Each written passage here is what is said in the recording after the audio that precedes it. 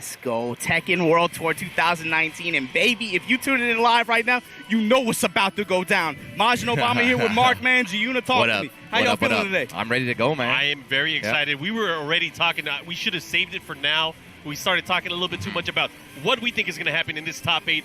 We have players from all over the world, not just from what we're used to with Japan and Korea, which has traditionally been the case here at this event. This is a very one wild card, very uncommon internationally top 8 here in Korea. For sure. Not just that, is the order too. So we are in Korea, and of course we have the Korean representation. We got all 4 of them there, but where are they? Are they in winter side? Hell no, they're down there in the losers, man. Look at them right there. Let's talk about the history of this event. When the Tekken World Tour started, 3 years ago, we had the first Korean Master event, and that event, surprisingly, Noroma from Japan ended up winning that. And that was like the first time in the longest time where Japan was able to come to Korea, take down their gods, and pretty much put the flag in there. And it was like, yo, we're not done yet. Yeah, and then that just continues the theme that continues the theme of what we've been seeing recently, right? Like I said, this game has become capture the flag everywhere, right? And in particular, there's another layer of significance to that too. Noroma at the time wasn't so internationally well known. Right? People who were kind of watching Tekken up until that point, there was a name that they knew. But for a young player, especially from a region in Japan that does not have that much representation on a major stage, to come to Korea and shock everybody by winning the thing there, that's crazy. That's unheard of. And then fast forward to today, and bro, this you got to talk what happened after that, too. Because, like you said, nobody really knew who he was. You ask any Tekken player right now who's Noroma, everybody knows who he is. Because that was kind of like a springboard for him, right? Yeah. That big showing in Korea after that, just top 8, travel, sponsor, he became one of the most consistent players. You got to talk about, too, the esports boom of Japan and how Japan started becoming more and more involved in, sponsoring players, sending them to events around the world. And this is something that really only happened with Tekken 7. This wasn't prevalent in Tekken Tag 2. Yeah, because of the damn Tekken World Tour, man, right? This is every game now getting a tour here. It's working. Who's waving in the background? Get the hand out the way, man. This shit is a virus, man. It is infectious. I'll take 2. Right now, I'll take 2. Man, I'm telling you, if y'all are watching anything else right now, you're messing up. You're messing up because this is about to go down right here. This top 8 is insane. Only acceptable answer is a restream from one of our loving friends. Yeah, who we got? We got Aris, and I think Steve is doing it too. Steve is doing it as well. So you guys, as well, if you're home right now, spread the word, tweet it out, whatever, Facebook, Cow, whatever. I don't know what the hell people are using nowadays, but get more eyes in here. Pump up the numbers. I don't think anything else is going on right now. I think this is the Tekken tournament right now. As far as I'm concerned, nothing else even matters. Don't even worry about it. If you tune into this on whatever channel, man, come be a part of this. This is about to be good. And this event right here is going to be the start of what's going to be madness for the next few weeks. Yeah. This is the first Asia Master event, but it is not the only Master event that's going to be happening in the next few weeks. Next week, Battle Arena Melbourne. You're going to be out there too, right? Pronunciation. I'll be down there with Steve and Rip, as well as the local Australian guys, of course. And what's after that? I think you're repping it right now. Yeah, we're going to go to Combo Breaker. Which you got the nice flannel on. This is the first America's Master event. There's a lot coming up. And then in June, we still have Poland. We have that event. And then we also have, of course, CEO to look forward to. There's a lot that's going to be happening. And, of course, so many points are on the line. We talked about it. But points, big different this year because we're only taking your best performances now. And you're limited to 3, I believe, for Master events, 3 for Challenger events, and 3 for Dojo events. Yeah, I was talking to players yesterday as well. One of the storylines right now in Tekken World Tour is a lot of the big names from last year and 2 years ago currently unsponsored. Yeah. Right? So the question is, are they going to be able to travel or not? But talking to them yesterday, a lot of them said, we're going to be traveling on our own dime because that's how you get the job done. You have to put up results. Even when you're unsponsored, you got to go out there, attend these events overseas. Oh, there's Chanel. He didn't make it in there. But JDCR, all these guys, Kokoma, they're ready to go. Yeah, that's the thing, man. But we've been talking about it all weekend, right? Mm-hmm. This is the kind of tournament, this is the kind of competitive environment where if you play an arcade legacy game, you have a big tournament like this, even household names like that at this point, they're going to fall victim, dude. That's just how it is. Only 8 names can stand on the stage on Sunday. Yeah, let's kind of review who we have. Is there any way we can pull up the bracket? If not, but either way. Just turn the camera to the right. They're all sitting right next to us, right? They're all just sitting there waiting for the match to get called. Oh, there we go. We got it. Yeah, so check this out. Yeah. Pekos this is actually wrong. Just to correct everyone. So Kokoma is not in the top 8. Lost. It's Kelthu who ended up winning that. Kokoma's friend, but he got eliminated by his buddy there at the end. Yeah, and I believe the names are swapped as well. So JDCR and E are playing. I got y'all. I'll hold y'all down. So look, check it out. First match is going to be second match we're going to be streaming is Chikurin versus Abel. Abel coming, of course, from Peru. Chikurin representing Japan, South Japan at that. That's going to be winner side. Pekos versus Noroma. That's another Tokyo versus South Japan matchup. Winner's side. That makes 3 Japanese players, 1 Peruvian player in winner's side of the top 8 in Korea. That's nuts. Loser's side, we got, well, I'll say that one for next. LowHigh versus Kelthu. Yeah. Kelthu probably had the hardest path to be able to make this top 8 loser side. Went to losers to Chikurin, like round 2, round 3, something like that. Had to make a 9-1 series run. He won 9 sets to be able to make this top 8, including, check out some of these bodies he collected. Tejan from India, Mogul, Kokuma, John Ding. He beat some good players, and you know he's not using Steve, he's not using Dragunov, he's using Hwoarang and Lei. Yeah. And we'll talk a little bit about him when we get to that match too, because the other match waiting in losers, y'all, man, if you tuning into this stream right now or any of the other restreams, you know what's about to come up, man. The Tekken 7 Tekken Classic. We were looking at this on YouTube yesterday. The original Battle of the Gods. This is right now is 1.8 million views, about to crack 1.9 million views on YouTube, right? JDCR against Knee. We were there. It was in the Philippines 2 years ago, right? That famous handshake, right? That shook handshake. the world. But again, about this matchup, you know, we haven't seen this yet, and Evo Japan doesn't count because no one saw it. It was a stream. But well, Big Daddy Jende made a rip of it. But other than that, other than that, I'm sure he has this top 8 already uploaded. You got the browser open, I'm about to watch the browser videos. open. You got to shoot out some DCMAs or whatever. But no, you know, that one should be interesting. You know, JDCR has already talked about it. He is only playing Armor King. Yeah. And it's a character that, of course, he loves. Yeah, and that's the thing. Loves. That's the key. It's a character he loves, not a character he thinks is good. Yeah. Right? With JDCR with the love buff, is that going to change things? Last time these guys, the last few times they've met, you know, Knee has won most of them.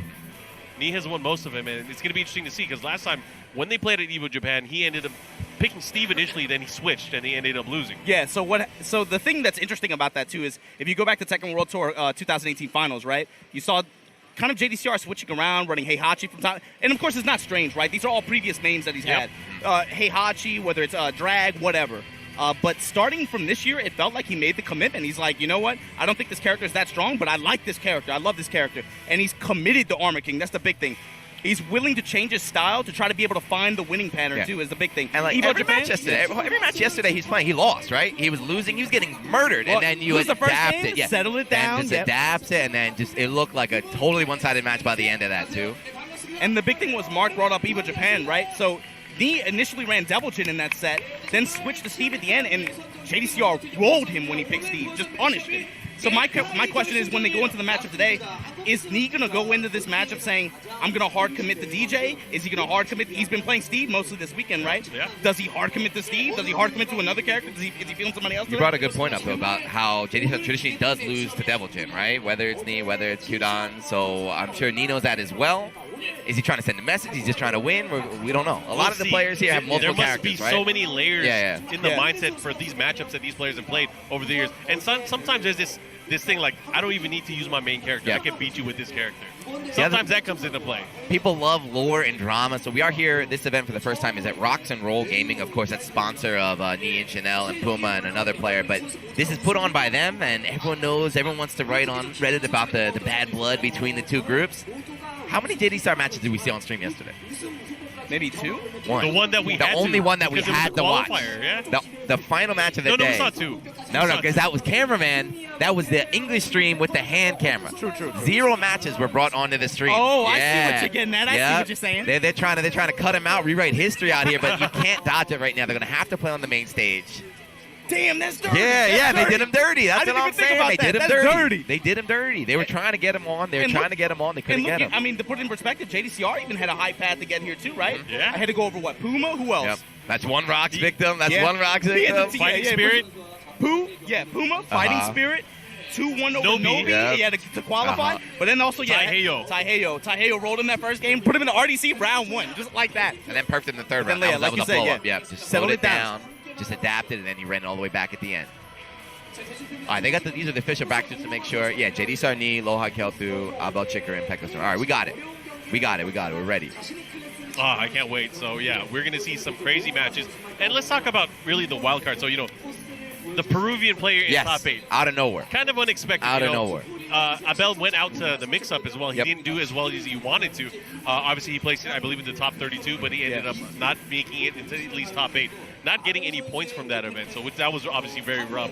But it's very rare for a player like Abel, especially one from South America, to be able to travel to this many events. So now that he has a sponsor, going around trying to do his best to be able to get to all these events. And, you know, we really felt the impact of Abel late last year when he tried to make that serious run into the TWT. He ended up winning the event in Colombia. And then he placed so high in a lot of the other events, but it wasn't enough to secure him a spot. Yeah, he was part of that gatekeep, though. He did gatekeep there. He definitely gatekept some people there. It felt like those last few events, the crunch between Abel, speed kicks, dime back. Running Black. Running Black as well. Was in there. Yeah. He was a part of that. Man, that was so intense. The last few events, it came down to just like what place you got, and instead of like winning or getting second, third place. Even then, it wasn't what place done. your opponent the got. LCQ, what they got.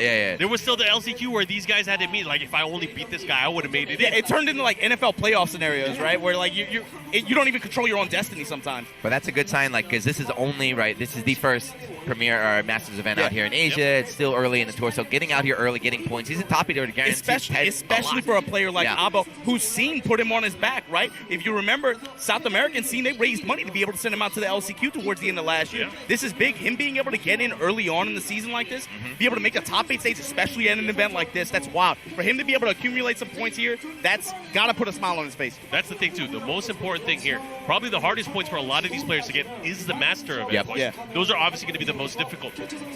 Players can cultivate points on the local level through the dojo events now. Obviously, they're going to be limited, and you're still going to have to travel, whether it's Challenger events or Master events. But he's already made his mark here. He's getting points from this event. Yeah, and like you said earlier, the 3 groups are kind of separated here, so you're going to need points in all 3 events if you want to qualify. So coming out here to Masters, winner side top 8, guaranteeing himself a good chunk, and every game he wins is going to be more and more and more points. I'm obviously very excited to see how the strategy is going to come into play now. Obviously, players, if they want to win money, if they keep wanting to win money, they can go to all the events, right? But if they only take their best 3 events, these guys are going to be able to hide a lot of tactics, save their skill, take a rest. I mean, look, we haven't seen Kudans. You know, Kudans hasn't really been to any of the events this year.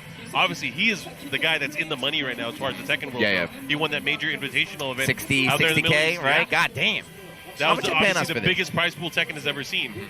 Now he's just chilling. He's waiting. He can come in towards the end of the season, win 3 events, and he might be in. Kind of just lurking in the shadows, right? But the thing is, you can't. I mean, I understand what you're saying, but you can't. In theory, you can do it. In theory. But nothing's guaranteed anymore in Tekken. Like, the level of play is getting closer and closer and closer between people. Right? There's no dominant especially player. with the way this year has gone. If anything, that is a lesson that everybody should be taking right now. You know, even though there are more events than last year, it's a shorter season. Things are much more compact in between because we're starting a little bit later. That's true, yeah. So we have 3 master event weekends in a row. It's going to be a lot that's just going to be coming down on these players, and they're going to have to be ready to adjust it. Don't miss it. So who do you think is going to win? I didn't want to sugarcoat the question. Who do you think is going to win? Who's your pick here out of the 8? We talked about this a little bit. I mean, if I could only pick one, which is tough for me, I want to pick 2 players. I have 2 players that I believe that can win. From the loser side, it's going to be LowHigh. And on the winner side, you know, this one was really, really tough for me because I was looking at it, and I think, you know, Chikurin might be the one to win. I mean, when you ask this question and give your answer, you're supposed to change it to make it. No, I agree. Those are my picks. Those are my 2 picks. How about you? I mean, remember, there's only one Korean that can make it into top 3. Yeah, they all got to kill each other. They're eventually going to run into each other. It's just bracket physics. They're going to collide. Yeah. Winner's side, man, it's tough. I think it's going to. If I go with my gut, it's going to come down to Chikurin versus Noroma. I like Chikurin in that matchup. They have a lot of play experience versus each other, and Chikurin probably favors him, I would say. The thing is, man, to win. I mean, maybe we can change it, right? So it's Noroma and Pekos that are playing each other, right? Yeah. So how about we say it's the winner between Abel and Chikurin that might win it all? Because you are in prime position. You're guaranteed a top 2 finish if you win that match. No disrespect to Abel, but if he beats Chikurin, who's right now on fire, because we watch him every week in Japan, he's murdering everybody, he's beating up Korean players. You better put some respect on Abel. I am. Speed kicks. If he beats speed kicks? He beats speed kicks. Oh, shit. Oh, man. I'm sorry. Maybe he is the best. I don't know. And the interesting thing, too, is also, if you look at the winner's bracket, whoever loses to whom has... There's a Korean waiting for you right there. In general, of course, Koreans are waiting for you. But no matter who progresses, most of the players have bad matchups statistically against whoever's going to progress in both of those slots. So whoever stays winner's side here, like obviously if you stay winner's side, you have a better chance to win the tournament. But even more so, like highly emphasize that right now. It's important that you do not fall into losers right now. You know, that was the first subject that was brought up during this broadcast was staying in the winner's bracket. I don't remember when that. he interviewed Cherry I didn't hear anything on that. I rewatched the tapes and I read the lips. Farp, is my mic on? Is my mic? It's been muted the whole time. We're good. It's been muted the whole time. No, I really think, having that winner's place position is good. And it's obvious, right? Yeah. It feels stupid to even say it, but, like, it's not really. Like, highly emphasize that. But the thing is, you know, even on the flip side of that, and I feel like an idiot just saying it, you got to remember when Noroma came to this event 2 years ago, he didn't win from winners. Yeah. He was in loser's side. He ran cheats. He dropped down. Yeah. I think he started top 8 winners and then dropped beat out. him initially in top 8. He made the. But the thing is, whoever's going to win this tournament, they're going to have to make a run, dude. They're going to have to beat some like it just speaks for itself at this point, man. When you get here, top 8 in the Gray Masters. So, we finally got. I think we might have a match for you guys. Sorry, we've been killing time. Yeah, I do see the player on the side of the stage. Yeah. But let's just rewind a few weeks ago to the last Master event, or the first Master event, I should say. The winner, Super Akumer, he came from the losers bracket as well. It's going to be tough either way. In dramatic fashion, In super dramatic fashion. All right, looks like Noroma and Pekos are coming up to the stage right now. Put on the hand cam. Put on the hand cam. Yeah, there we go. The other thing about this, too, winner's side, there's a character that's pretty prominent winner's side. Oh, yeah. Half of the bracket is Geese. Oh, again? Yep. Again. We only got 2 this time. Last week we had 4. You never know, too. A lot of people might have a pocket Geese out here. They're learning the power of this damn character. So he was born in the pocket, though. I mean, he's a new character. I mean, by all kind of... You think about it. He just showed up last year after waiting, like, how long? Was it last year? Oh, sorry, December. All the years blur together. It's been over a year. It's been like, what, a year and 8 months, something like that. But it feels like most of the DLC characters, at least, they kind of that delayed effect, right? Where it takes 6 to 7 months to settle in. Yep. All of a sudden, you start seeing popping up on big stages with high impact performances. They seem to generate the zoom in on the feet. Cameraman, zoom in on the feet. Yeah, for the feet monsters in the chat. Look at his socks. Who's the guy? Sora. Sora, that's it. Yeah, the gym player. Shoes off. He's taking his shoes My off. man was sitting Indian style, with no shoes on there. He got his feet on the damn so chair. check this out. When you see Pekos step up the Noroma like this, you got a Tokyo versus Kyushu matchup here. Yep. But the big thing about Noroma is multi-character, right? We knew him from Jack initially. Jack is sealed. Dude, he sealed the Jack. That's the thing. So he's been running Drag. He's been running DJ. He's been running multiple characters. He ran on big Jin, stages. too. Just ran regular Jin, default Jin, man. Pekos pretty much has been sticking to Geese and then Pocket Bob, right? It's hard to look at this guy and forget, right? He's a champion. He's not only Master Cup, but God's Guardian champion in the past, too. I was about to say, you called me before I can say it, man. Those old Master Cups, right? Kagemaru kind of stole the scene recently, but you got to remember, the original comeback kid, Pekos, was able to run that shit with Bob easy. Bob, of course, maybe not as strong as he used to be. Yeah, he's talked about that a little bit, right? Maybe he feels like damage. On average in Tekken 7, he felt like maybe his damage isn't so standout compared to how he was in 6, maybe compared to some teams that he had in Tag 2. But that's one reason why he switched to Geese, but he still has that pocket Bob. And, a lot of people may not know, Pekos is actually probably one of the most well-traveled Japanese players in the past few years. He's just never been able to clutch it out and make it. But that's a lot of Tekken players, though, Mark, right? So many. Any arcade legacy game, Tekken especially, there's so many players at the high level, at the top level, but they haven't had that high impact stage win. It goes in second place, right? Yeah. Second place is third place is fourth place. You got those, but finding the big win is so tough. And when you do find that big win, you see them repeat. So he just needs one. And like we mentioned earlier, Noroma, this is where he got his springboard. After that, it just big results today. And to be fair, carrying over some momentum from yesterday too, right? He beat Nobi 2-1 to be able to qualify on winner's side, and I don't think anybody saw that coming. Typically, that's a bad matchup for him. He's ready, man. He's been grinding. He's got the experience. He's got the stage experience as well. He's by far been the most consistent Japanese player on the TWT the past 3 years now. Noroma? Yeah. I would say he's the most consistent. Usually when JP has that debate, Noroma, Take, Chikurin, right? In that order for consistency is the thing. Yeah, Chikurin, especially of late, has been winning the most, I would say, and probably favored by the most. Just because making that switch, and obviously everyone knew he used Akuma before, he used regular Jin for the longest, and everyone knows regular Jin's probably one of the best characters. But finally making that transition, that full transition to Geese, really helped skyrocket those wins. And obviously we didn't see it pay off the way maybe he wanted at the mix-up, right? But even so, if you think about it, the threat of that in tournament. Oh, yeah. When you run Geese on front and then you have the pocket Jin, the pocket Akuma like that, that's very scary in first to 2, first to 3 scenarios like that. Why would he switch though? Like right now, it looked like no one had an answer. Even one of the easiest, I would say, matches that I saw. Everything coming up to he just kind of dominated. Never really had any challenge. I don't see him switching anybody today. Well, this one's going to be interesting too because not after after this match, we were talking about Chikurin earlier, right? Yep. Let's say Chikurin does get sent into the loser bracket. He might be lined up for another rematch with me. The guy that he played twice at the mix-up. He's 1-1 with me now for this season, but that might be an interesting matchup that we might have to watch out for. I want to see how Knee's playing. As godlike as he's a little bit shaky, I think, yesterday. The best thing about Knee is someo's always going to make an excuse for him. You just sit right now. You just sit right now. You're one of those guys.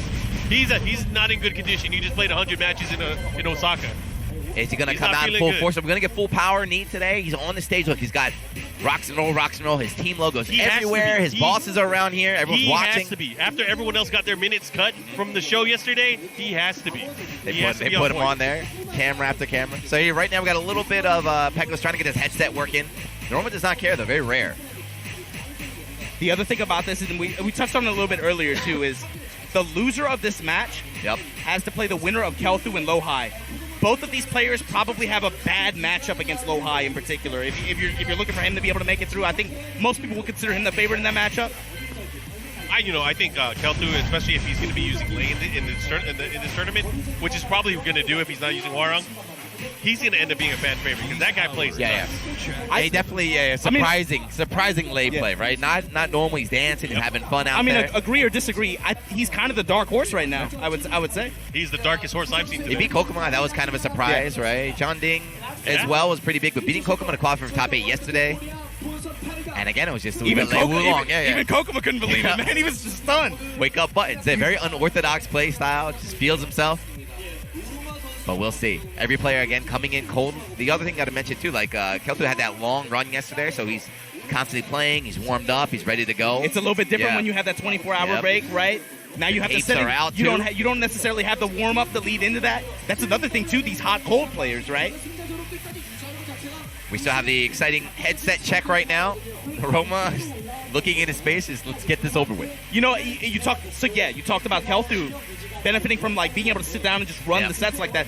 Pekos, I would think, is kind of the same kind of player too, right? Traditionally, if you sit down, you let him play, you let him get warm up. Then all of a sudden he has confidence. Now he's playing a little bit differently, playing a little bit spicy. He can see the stuff a little bit easier.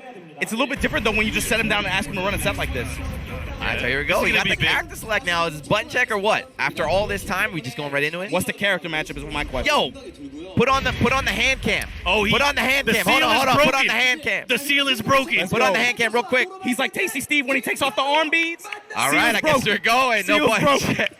Noroma, by the way, guys, took off his socks, too. He's bare feet on the front stage right now in front of the crowd. He's actually barefoot. Yeah, he's barefoot out here. Are we ready to go? ROXnROLL 2019, first match of the day. Mr. Pekos versus Noroma. 1st to 2. I can't believe he took off his socks. Full power, man. You want to save that for grand finals, but he knows Pekos is a threat. He's trying to replicate optimal net play settings. Down 4-2. We're going to break it right off the bat. Yep. Hey. Just wants to keep him here, sacrificing the damage for the position. The names are switched, guys. Don't worry about it, right? Pekos running Geese, Noroma running. Wait a second, the seal? What happened to the seal, Obama? He took off the socks and he brought out Jack. He's going full power from the start. Well, the thing is here, you got to race to 2, right? This is the winner semis. Yep. Not yet guaranteed a top 3 spot. But after this, from here on out, if anyone's able to get in there, they're going to have to play longer sets. Yeah. They're going to have to be careful. It's going to be a rough road. Trade. They got to watch out. That down 4-2 was kind of what sealed the first round as well. Unsafe, but Noroma just uses it so well. There, so you get a little punish 1-1-2. But backing away this time. Nice. He gets a big counter hit. Try going for the running too, but eats a back 3 instead. Then knee. Oh, he's dead. He is definitely dead. Hey. It's a save the floor break as well. And he's about to build another bar as well. So that first round, Noroma took that. We talked about it yesterday, how important the meter is for Geese. Right? Whenever you can win a round without spending a bar, if he only spends one, that's good for him. If he spends a bar and loses the round, that's good. Really, really big for And that says a lot about how Pekos feels against Noroma, too. Most Geeses, you see them trying to save the bar, trying to save up for 2 or 3 for later rounds. He's spending right away. He's like, no, I got a round. I got to be able to take it against Noroma, especially if he's running Jack. Yeah, and that's just the kind of respect that he's putting on him right now. Oh, Touch the sky. And that's the thing, too. Once he does have meter, that kind of changes the matchup against Jack. Jack can't go willy-nilly just throwing out certain things because he's going to get that knee into the max mode cancel, into whatever he wants. He could go downstairs. Hey, and he won that round, but he's got 2 bars now. He's got the reset at the wall for a ton of damage. He's got 2 hits to kill right now. If he touches him, he's going to use it. He's definitely going to use it. This is not what we expected. It's not what we expected this to start, right? This is big. Yep. Max jab carry all the way to the wall. Stomp 2 bars, turn up, break that floor. Does he want a Red Storm here? No, he wants to save it. All right, one more hit. It could be it. Yeah, one more hit could definitely be the round here. Got it. Max cancel. Messes up the combo, though. Give Noroma a second chance. Gets a reset. Crash jab cancel. Off the wall bounce. Go downstairs one more time. Saves up. Double rep ender. Still saving that last bar. Gets it. Pekos 1-0 over Noroma. Look at he's smiling. He messed up. He definitely didn't want that low. He wanted to go up, plant the seeds on his feet right there. Couldn't do it. 3 rounds straight though. What's up? Put your socks back on. What is up? And that was not just a 3-0. That was a fast 3-0. That was a fast 3-0. Change the game. Turn it off Tekken 7. Put it on Twitch IRL. We got the shoes off. I need y'all dropping bits, donations, everything in the chat right now. Noroma got his raw feet on the stage. So the Jack pick, we've talked about how he's been saving. You usually got to pay for that kind of stuff. That's why we're not showing it. We haven't shown it yet. Yeah, so we talked about Jack been sealed, but he brings him out after, feels like months, and just gets walked. That's what happens. Maybe he hasn't been practicing the character. Maybe, I don't know. So he's going back to Drag. This is a character we've been seeing him play more often recently.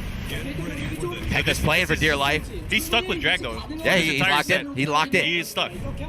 So this could be good, it could be bad, but it gives Pekos a chance to kind of think things through. That was a wash. What the hell?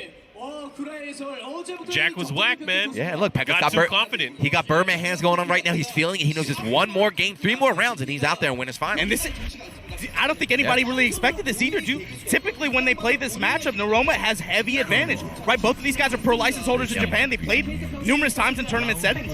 Noroma is usually the clear winner of this set. Well, we got the Noroma Dragunov now, right? So let's see the drag.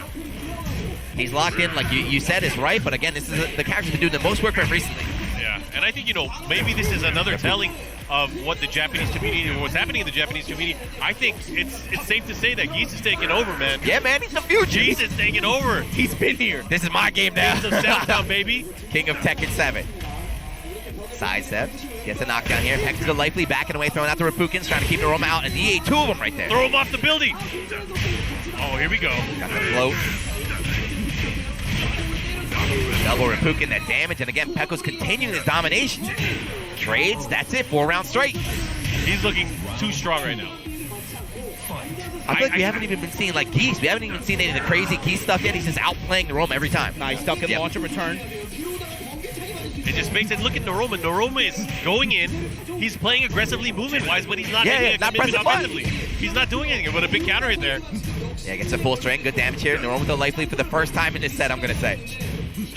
Hey, confirms.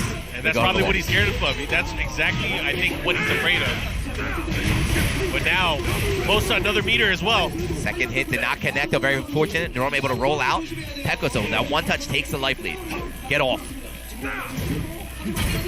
He got that bar. He got the bar. Win condition now if he wants it. Yeah, sidestep here, trying to fish in. Off the plus frames, taking some mids. Pekos with big positional advantage here, too. A lot of just jab checks and down forward, 1 check, trying to seal Noroma's. Got him! Look at the time! Oh, he messed up! What a punch! He lost! What's going on? What happened here? That is probably the choke of the set. Like, bruh, off that one drop, Pekos is on set point. Dude. Pekos is about to... Holy shit. Look at the punches ticket, the winner's finals here against Noroma. Oh, and the duck. Yep, the punish. Let's go. He has 2 meters. 2 bars, too. He got 2 bars, man. This is scary. He get a wall combo, reset the Raging Storm, and he hit the confirm. I feel like Noroma's afraid to attack here. Yeah, it's like a loaded gun. You get near Geese, knife comes out. Still, the life difference is inconsequential. Fishing with Hwoarang. Pekos now willing to just chill. Let him come to me. Uh-oh, punish. Jab check. 1-1-2, I'll take my damage. Burn the meter. Yep. Chase him down. Off the pressure. This is what top players do. He's got another bar. It doesn't matter. He can afford to spend that meter to keep the pressure going. 10 seconds left. No. Okay, he gets a punish. He gets some hits in. Noroma needs this. Still wide open. No, he didn't spend it. There's no time left. Sidestep, low check. All right. This round, a good block Nice. there. Yeah. Just lay him out. Good play from Noroma, but still 2 bars on for Pekos, and he still has match point right now. Oh, and finally, he gets the big crush. Not only that, he's going to get the wall here. Break. Oh, he missed the follow-up. Still got a lot of damage here and keeps the pressure going. Until that comes out. He went for the pickup there. He thought he was close enough. But this is the thing here. Pekos gets 1 hit, and it could be game over. He's on 3. Yeah. Now Pekos the one backing away. If he gets the knee cancel into the Raging Sword, it's over. Yeah. So by block. The thing is, the way the stage is built too. Oh my god! Oh my god, that was gangster! We saw him go for that in the last time, right? Pekos held off. This time he went for the follow-up there, and Noroma's ready. He remembered. And now after that crazy domination from Pekos, all that momentum is now on the Noroma side. 1 round away from tying it up with that 3 bars. Goddamn. Hey. Oh, he gets the grab, and that's big. I think the Stream Monster's going to see something. They're going to learn. No, he didn't get the wall. He was so close. Yeah, that would have been the round, maybe. No, it would have definitely done a lot of damage there. But still sitting on 2 meters here. Oh my gosh, he gets it. Yep, that's it. Running 1. No, he didn't get the ender. Hey, runs up and plants the rice seeds all over his feet to put your damn shoes back on. He did it for a statement. Yep. He tapped his toes. He said, Bare not feet. on my stage. That's embarrassing. You got to put the socks on first before you put the shoes back on. He's waiting for him. Oh, he just touches dirty feet. Now give a handshake. Wash your hands. Pekos, wash your hands. Okay, that changes our fantasy brackets. That's crazy. We were talking about this before we went live. We're like, man, if you had to pick maybe the players with maybe the lowest odds to be able to take this win, I don't think anybody saw Pekos going over Noroma to be punches ticket from winners finals, like especially not 2-0 like that. No, yeah, you know the thing is, none of us picked him. None of us picked him to take that match, but a different Pekos showed up today. And you look at some of the action that we just missed here. That first game. Oh, man. I couldn't even have time to clip that first game. He reminded him why he dropped Jack. Yep. He reminded him. And all of a sudden, this loser's bracket, too. Oh, man. You got the winner of Kelthu and LowHigh going up against Noroma next. Yeah, and this was huge right here, right? If he had won that round, that would have been that round he needed to reset it. The raise drive, that was over. But good awareness, actually, from Pekos there. You know, he didn't give up. He didn't take his hands off the control. He was ready to punish after the drop there, staying alive. Oh, man, great stuff. And, you know, he obviously securing himself a top 3 placing now in our winners final. He's going to be waiting, and he's going to be facing the winner of the next match that we're going to be seeing. And this one's going to be big because, I mean, unexpectedly, we have Peru, a representative, Abel de Maestro. And, I mean, I picked Chikurin. Even yesterday, I'm like, Chikurin's going to win. He's going to win. He's going to win. Same way I thought Noroma's going to win. But today, I guess anything could happen, right? On this stage, man, out here, dude, like this weekend in 2019, dude, anything's possible. Like we were talking about, this stage, you know, anything goes now. First thing that happened on this stage, homeboy takes off his shoes, takes off his socks. I don't know what else is going to be happening, but here we go. We got Abel de Maestro from Peru, defeating AK, defeating the Philippines. We had an international incident yesterday. Key charging left and right, sending a message to each other. And this is big, man. Peru, South American Vamos, community Abel. Stand up. They're all looking at it. Vamos, vamos. I feel like we're in a bizarre world right now. I mean, you looked at it. The first master event happened. We had so many of the best players from Korea and Japan making it out there. And Europe was able to draw the first blood. Don't tell me here in Korea, South America is going to be like, hey, what's up, us too. That would be crazy, man. But it doesn't seem so far-fetched now, dude. It's only a few feet away at this point. And again, this is a race to 2. Yeah, he has huge. Better odds than. Yep. Oh, I don't know. First to 2, first to 3. Very Big question, though. Games, right? Chikurin, we know he is probably going to pick. Well, see, this is the thing. I feel like a counterpick can come into play here because Jin is so good against Eddy. Okay. Right. He was willing to go with Jin out in France 2 weeks ago. He was going to try him out one time. Didn't work out, but The thing is, we just saw Geese dominate. Let me just keep the Geese train going. Let's have a Geese versus Geese winners finals. Who do you think Abel's going to pick, though? That's the thing. Is Abel going to wait? Is he going to ask for a blind pick? Because he did do that in France. Well, that's what I was going to suggest. I mean, where both players have multiple characters like that they run on big stages like this. Do you call, if you're sitting in the chair, do you call for a blind? I think he's calling for it. He's calling for the blind pick. Oh, pointing. He's pointing the right side of the screen. So he's saying I'll run Eddy. He went over Eddy. He showed Eddy for a little bit. All right. So I wonder if that's going to change things. I mean, unless he already locked in with Geese too. Chikurin does not care. He doesn't care about the the counter picks. My Geese is strong, best character in the game. I'm just running. No surprises needed. Pick who you want to pick. I'm still going to body you. 2-0. Here we go. All right, so it is. And I feel like I feel like traditionally as well, Geese has so many answers for this matchup against Eddy. Anytime he transitions into relax or handstand position, back 3-2 will still get a full juggle. It's still going to pick up. That knee is very, very good. In addition, everything else he has and that meter, they got to give Eddy a meter, man. Give him some meter. What? Why? If Geese got one, why can't Eddy? If Geese got one, why can't Eddy? What the hell are you talking about, man? Just turn this game into King of Fighters. We're gonna give Capo's meter? Hell no, man. Let's go. Peru versus Japan. Yo, South America versus South Japan. Let's get it. All right, here we go. This is a race to 2. Hammerhead. Let's go. One of the best stages in the game. Now let's see. It's going to be very difficult for Eddy to get in on the Reppuken or any fireball in general. Names I switched again. Names are switched. Yeah, don't be fooled. Oh, he's starting to use the movement here. Yeah, that's Eddy's thing, right? He doesn't have the best side step. Very good backdash, though. So he's Chicken trying to test him with the Reppuken, see how he reacts. But Abel's doing a good job until that. Early snipe. Parry jab. Yeah, max jab carry. It doesn't matter, baby. We're going to the wall. Double. No, 6-for-1 keeps him there. Locked down. Working on the perfect. No. Evasive maneuvers from Abel. Oh, he goes in for the slide and a big commitment there. Oh. And I like the game plan here from Chikurin. He's not afraid to go back up and just use the fireball. Use the Reppuken. Especially early on. Maybe try to frustrate him a little bit. Yeah. Have him go in a little bit more haphazardly. Doesn't matter. Jab carry to the wall once again. Same thing we saw in the last round. And Chikurin won that last round spending 80 meters. He's about to build 2 bars this round. Yeah, that's the thing too. He's kind of sealing away the movement options here. Yeah, from clock on the mid from relax once again. Backing up, throwing those reps. Okay, a little bit of damage. Abel trying to throw it up, but another head connects. And even though he was able to move out that corner position like that, it still felt like he was the one held captive. He was stamping his mail. He was just stamping away. Approved. And now he knows the options. Raging Storm, does he want it? This is not good. Bottom left corner of your screen. Look at. He's fishing with the knee. Okay, yes, good. Way to close it out from Abel, but now we got 3 bars. He's looking into the eyes of the Grim Reaper right now. The bad thing is Grim Reaper has right off the bat. Oh my God. Your chest. Is he going to get the full hurt? Those sidewalls are still all right. Oh my God, he's feeling it. But still, though, that 3 bars on Chikurin's side. The odds are obviously in the favor of Chikurin right now. Peru, you got this? Hold on, Peru. But he outplayed him 1 round. Who's to say he can't do it again? He might. Okay, but 1 bar gone now for Chikurin. Not close enough for the wall bounce there. Still good. Great position here with 2 bars built. Wall splat, readjust yourself, try and get the second wall. Peel him off. He might get another wall here. Oh, he missed it. Just short, but locked and loaded in this corner. Abel in trouble. Can you block? Low. Off the rep. Oh, interrupted the rage drive, and game 1 going to Chikurin. Abel, though, showing signs of life, right? Things were looking pretty bad for him, but he tried to make the comeback, got really close. Chikurin. I feel like that might have been too tough for him, though. I feel like that comeback was unreal, obviously. Oh, they're going to stage select. Yep. He's sticking with Eddy. Yeah, but you see how strong Geese is. Any touch he gets, just boom, cornered right now. You got to deal with his pressure here, that jab carry, the damage too.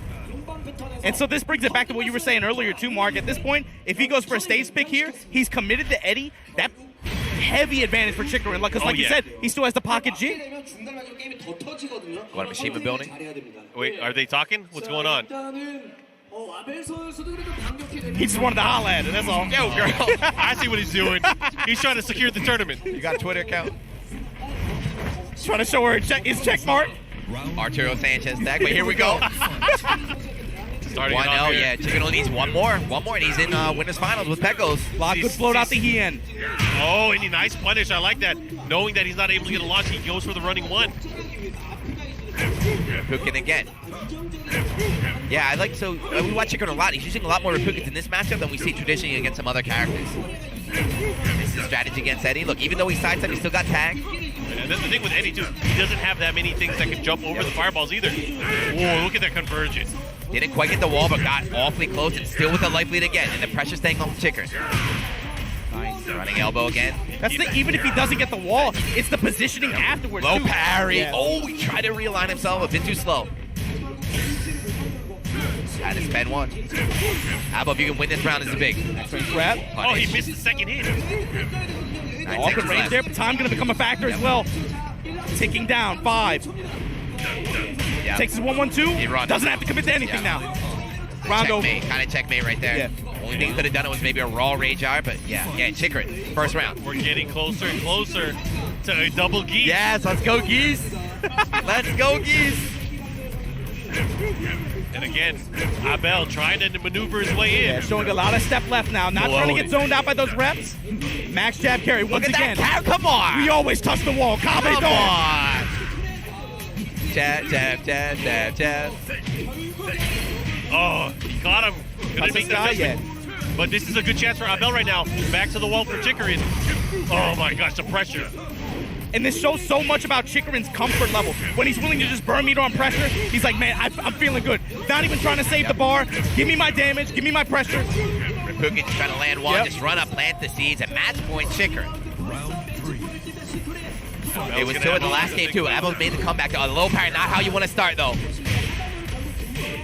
You from Peru in the chat, you better start typing in some Spanish. Things are looking pretty bad. Single rep. Still my turn. Okay. Nice. All that off of a right step. Clutch right step. No, we got caught, though. Oh, yeah, big boy combo. Oh, the re-splat. Goes for a tech trap, but no, does not get it. Abel ready to roll out, but... Oh, it's magic. 1 bar build. Plus, here. plus goes for the mid. Chikurin. 2-0. And Abel now moving into the loser bracket where he's going to face the winner of Knee and JDCR. Chikurin protecting the timeline, right? Protecting the brackets. This is what we kind of expected to happen. Abel not out, though. So an All Japan winners final will be coming up later on in the bracket. All Japan. In Korea. In Korea. The Korean crowd goes mild. Look at them. They're all just sitting there like, God damn. The Korean player is super, like, Knee, every time I saw him, outside of playing, he's signing autographs and stuff. Like, he's got a lot of fans out here in the crowd. They're definitely cheering for him. Japan, can you ice them? But here we go, updated brackets. So next, oh, shit. Yeah. Next we got JDCR versus Knee. Someone cue the Ultra Instinct music. Battle of the Gods 2. The music's for who, though? That's the question, right? Well, who's gonna get the power up? Who's going to activate? So, Mark, we've been talking about this all weekend, too, right? Knee, traditionally, at this tournament since the Tekken World Tour's inception, has not performed well at this tournament. No, even commentary-wise. Yeah? Oh, no, get out of here. How you talk about commentary? You don't even know what he's saying, dude. You don't even know what he's saying. He had a nice suit on and everything. He didn't get invited to do it again. That's why. Maybe. Damn. Anyway. Just saying. We've seen this matchup on a few other stages since then, right? We saw it in the Philippines a few years ago. Obviously, one of the storied matchups of the Tekken World Tour. How do you feel seeing it here in Korea for the first time since Tekken 7's inception like this? I am excited. You know, everyone was looking at this yesterday as the broadcast was ending. They're like, oh, shit. Yeah. JDCR versus Knee. This is the obvious one. Everybody's looking at this on the bracket. This is like everyone's mixtape that they want to pop into. They want to listen to this. But that 2017 is very different time period, right? At that time, JDCR was unbeatable, right? He was considered the god. Supported, sponsored by Echo Fox. At that time, Knee was the underdog. Even though he's a fan favorite, he was the underdog trying to come and make the comeback. That's interesting. Year to year, it kind of the pendulum swings, man. It comes back and forth. And so the big thing is this: Evo Japan, right? We talked about it. Obviously, they played off stream, unfortunately. But if you watched it, man, that was a hell of a set. The big thing was JDCR committed to Armor King. On the other side, Knee runs double in the first two games. Very close. He switches to Steve. JDCR rolls him. 2-1 in JDCR's favor. The question is going to be, what character selection does Knee come up with? Who does he commit to if he commits? Here they go. Yeah. Here they go, walking in front of us. See, the thing is, who is going to come out on top here? We got to think about it. Both of these guys have one thing in common. They were both, respectively, in 2017 and 2018, the points leaders going into the TWT. They ended up falling short in the finals. Both of them were, without a doubt, the hottest players on the planet. But which one of these is going to be able to maybe rise up from this opportunity? Yeah, who's going to take command in 2019? That's what I'm saying. I want to know, how do you feel your JDCR? You guys can't see. All you see is us, but it's like, just rocks. He's everywhere. He's enemy territory, man. Right? Yeah. Rocks is everywhere. Does he win the match, stand up, and get shot by a sniper? Is that going to happen here? They're going to cut the feed or something? I don't know, but he's definitely playing the away game right now. And right? Everyone is on Knee's side. And to be fair, quick review, right? Knee, to get here, lost to Noroma 1-2, right? Was able to get over double 2 times and also beat Breadman to be able to make it here on loser side. Yeah. That Noctis was fierce, though. Yeah, oh, man. And then JDCR on the other side beats Taiheo, beats Nobi 2-1 in a close set, loses to Puma King. Yeah. Wait, he lost the other Rocks guy. He lost to the other Rocks guy. But every match we saw for JDCR, like against Nobi as well, against Taiheo, he starts out and gets washed. That first game was kind of like a throwaway game. JDCR adaptation factor. But in a first to 3 scenario like that? Adaptation is very important, but it's still only first to 2. Yeah. You have to adapt fast. And against Knee, are you that fast? Can you download him in just one game? Do you have enough time? So they're doing a little handshake off stream. You can see. I would say these two players, Knee and JDCR, globally, at least from what we've been seeing in Tekken, over the past few Tekken games, have probably been the most dominant. Yep. From Korea. These two contest, players. No contest. So when we say Battle of the Gods, we mean it. Yeah, I mean, at this point, this is not a Tekken classic, right? Yeah. This is a fighting game classic. Oh, you know if you dig this shit, man, check your pulse. Think about it. People would get hyped from them just shaking hands. Yeah. Right? Walk it up, man. Hell, it's happened before, yeah? And that's my thing, man. If this ain't enough to make your blood boil, bro, check your pulse, bro. You're as dead as Daenerys in episode 6. Oh! I'm gonna drop it on you. You saw it already? I read the leaks. You just mad because they killed your girl. Damn, she was fine, though. She was hella fine. She was so fine, though, man. But yeah, guys, everything that happened off camera, they just have to face each other. You know, obviously they have to interact, play John Ken and everything, but they didn't talk to each other. They just talked to the handler. They talked to the handler. There's still something between them. I don't know if it's bad blood, if it's pride, if it's ego. This means a lot to these two right now, especially the JDCR. Losing his sponsor, right? Losing his sponsor. Not sure if he can travel like he could last year. He lost his sponsor, but to be fair, man, I'm going to put it out there. Look, bro, if you're a Tier 1 org, bro, I can't say any names, but if you're a Tier 1 org out there and you ain't looking at this game right now, what the hell is wrong with you, bro? Y'all look corny as hell. Especially JDCR, somebody who's been, grinding language skills, grinding content, dude. He's the one paving the way, showing everybody what it means to be a top player in 2019. You got a squeaky clean record too, man. No X-Lives coming out or anything. Let's go. I hear blind pick though. This is definitely when the blind pick's coming out. But JDCR's the same thing with Noroma, right? We said Noroma had sealed he himself said, I'm sealing my jack, but he brought it out. JDCR is sealing Armor King. He's going to go and get his word. He's going to lock in. I have a feeling he's going to pick Armor King. I think so, too. I think he said it, he committed until the end. Yeah, but who's ride or die, Armor King. The question is, who does Knee queue up? Yeah. Do you think Knee is going to be cheeky enough to pick something like maybe he's going to pick Heihachi or Dragunov? No. So the message, you think if he's trying to embarrass JDCR, beating him is not enough? I don't know. You can't play with JDCR, though, right? Even though he's been kind of missing, he's been grinding, he's still out here in the winner's in top 8. But, it's always a surprise with Knee. I mean, Knee has always picked some characters that he has grinded out for specific situations. He used Lily against Kudans. Remember that? Yep, yeah. That He murdered him, too. That was awesome. But who is Knee going to pick? Who did he prep Well, he doesn't know. The other thing, too, is he doesn't know. If you're Knee, are you expecting JDCR to pick Armor King right now? I have a feeling it's going to be Devil Jin or Paul. One of those two characters.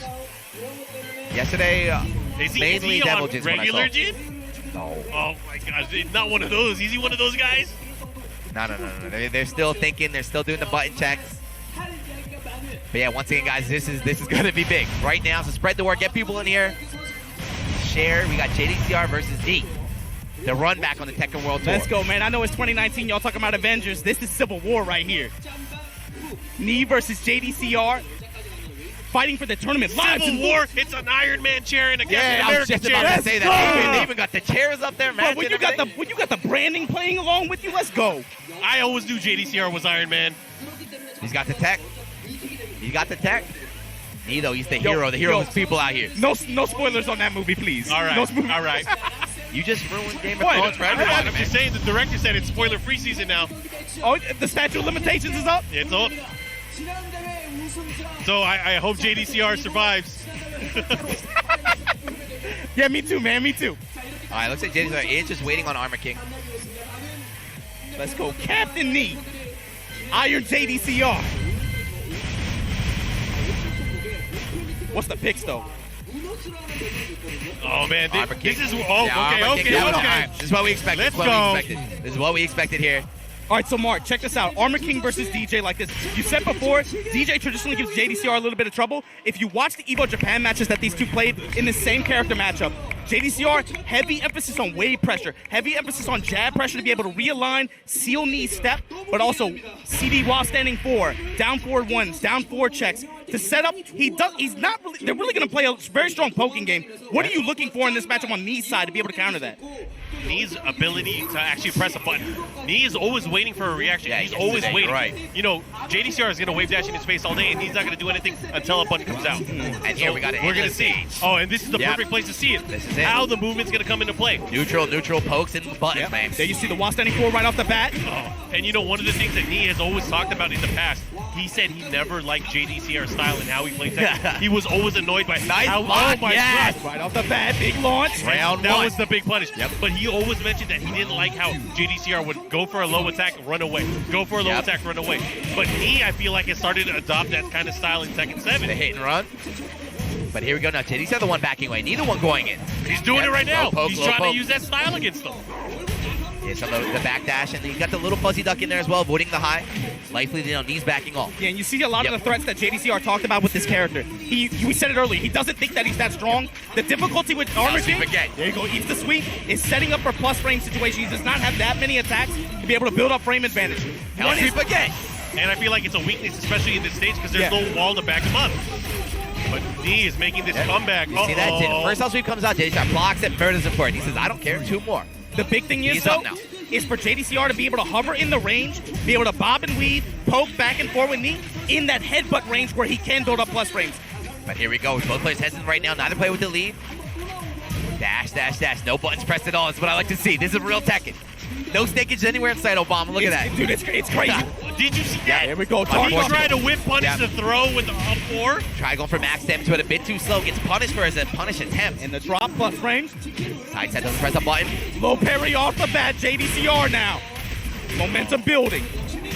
Takes a pop. Plus. No, just laser scrape out of nowhere. I like it. Ooh, instant break. Back dash and laser scrape doesn't get anything. Goes for the sweep. Likely on JDCR side. One more poke will do it. There we go. And at that point, it's sealed, right? Keeps it safe. Down 4-1, down 4s. Those safe mid pokes and mid lows. Tap. Mix up there. Off the shadow step. No, just side step from Knee. The scraper again. Down 4-2. No counter. Doesn't get the launch. And these guys are playing point blank. They're playing it in each other's faces. Sending a message, right? Like, I'm not afraid of you.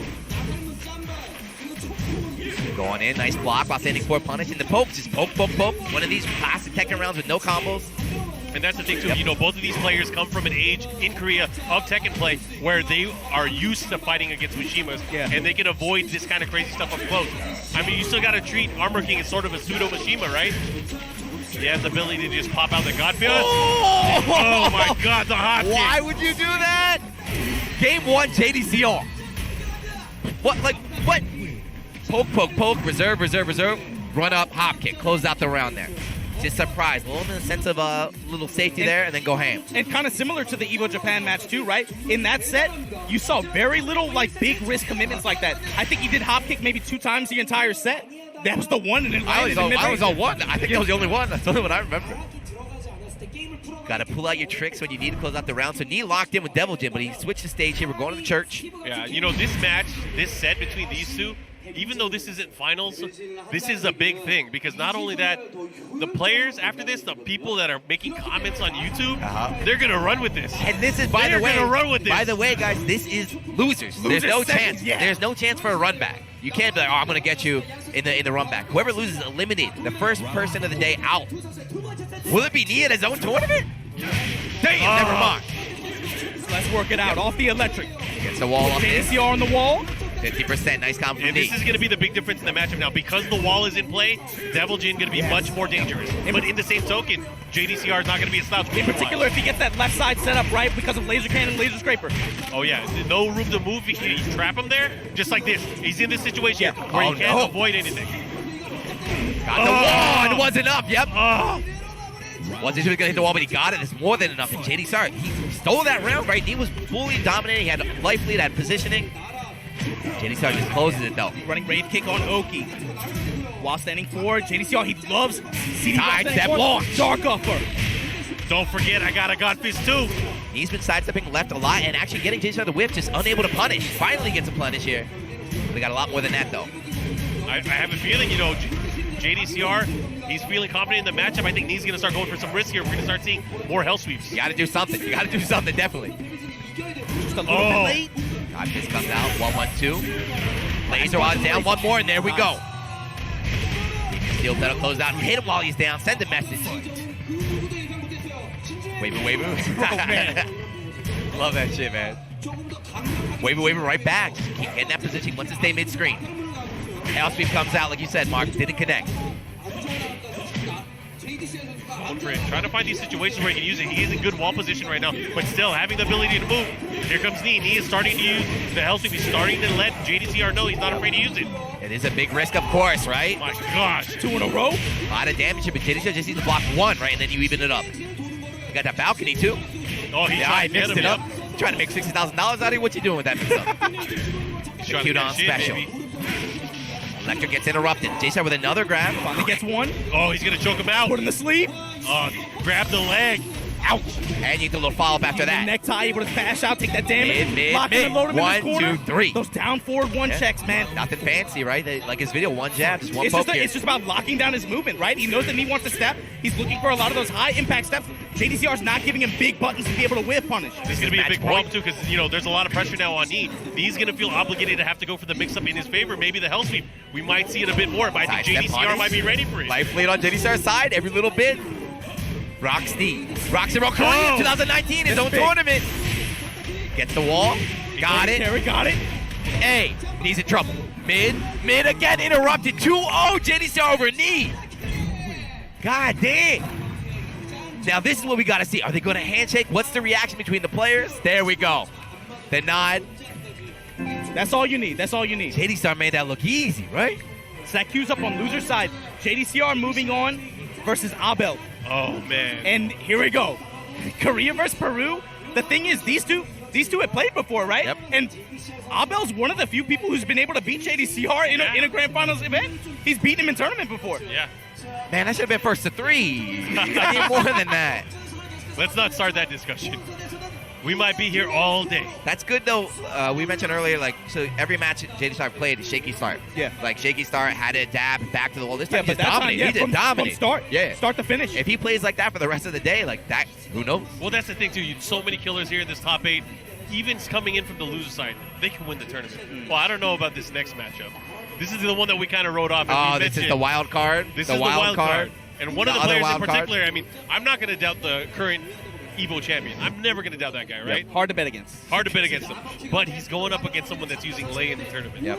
Kelthu. Lei and Hwoarang in the pocket. Lei is one of my favorite characters overall in the Tekken series, but even I know that he has a bit of a challenge ahead of him. You know, just as far as the strength of his character goes. So the things everyone talks about the strength of Lei, how strong he is. Yep. The way Kelthu plays yesterday it's not, you know, dominating Lei performance. It's the way he plays. He's nutty. He's nutty. He's surprising the opponent. If you weren't so into Tekken and you didn't know any better, you could watch it and you could be like, man, this guy is crazy. Yep. He's super good.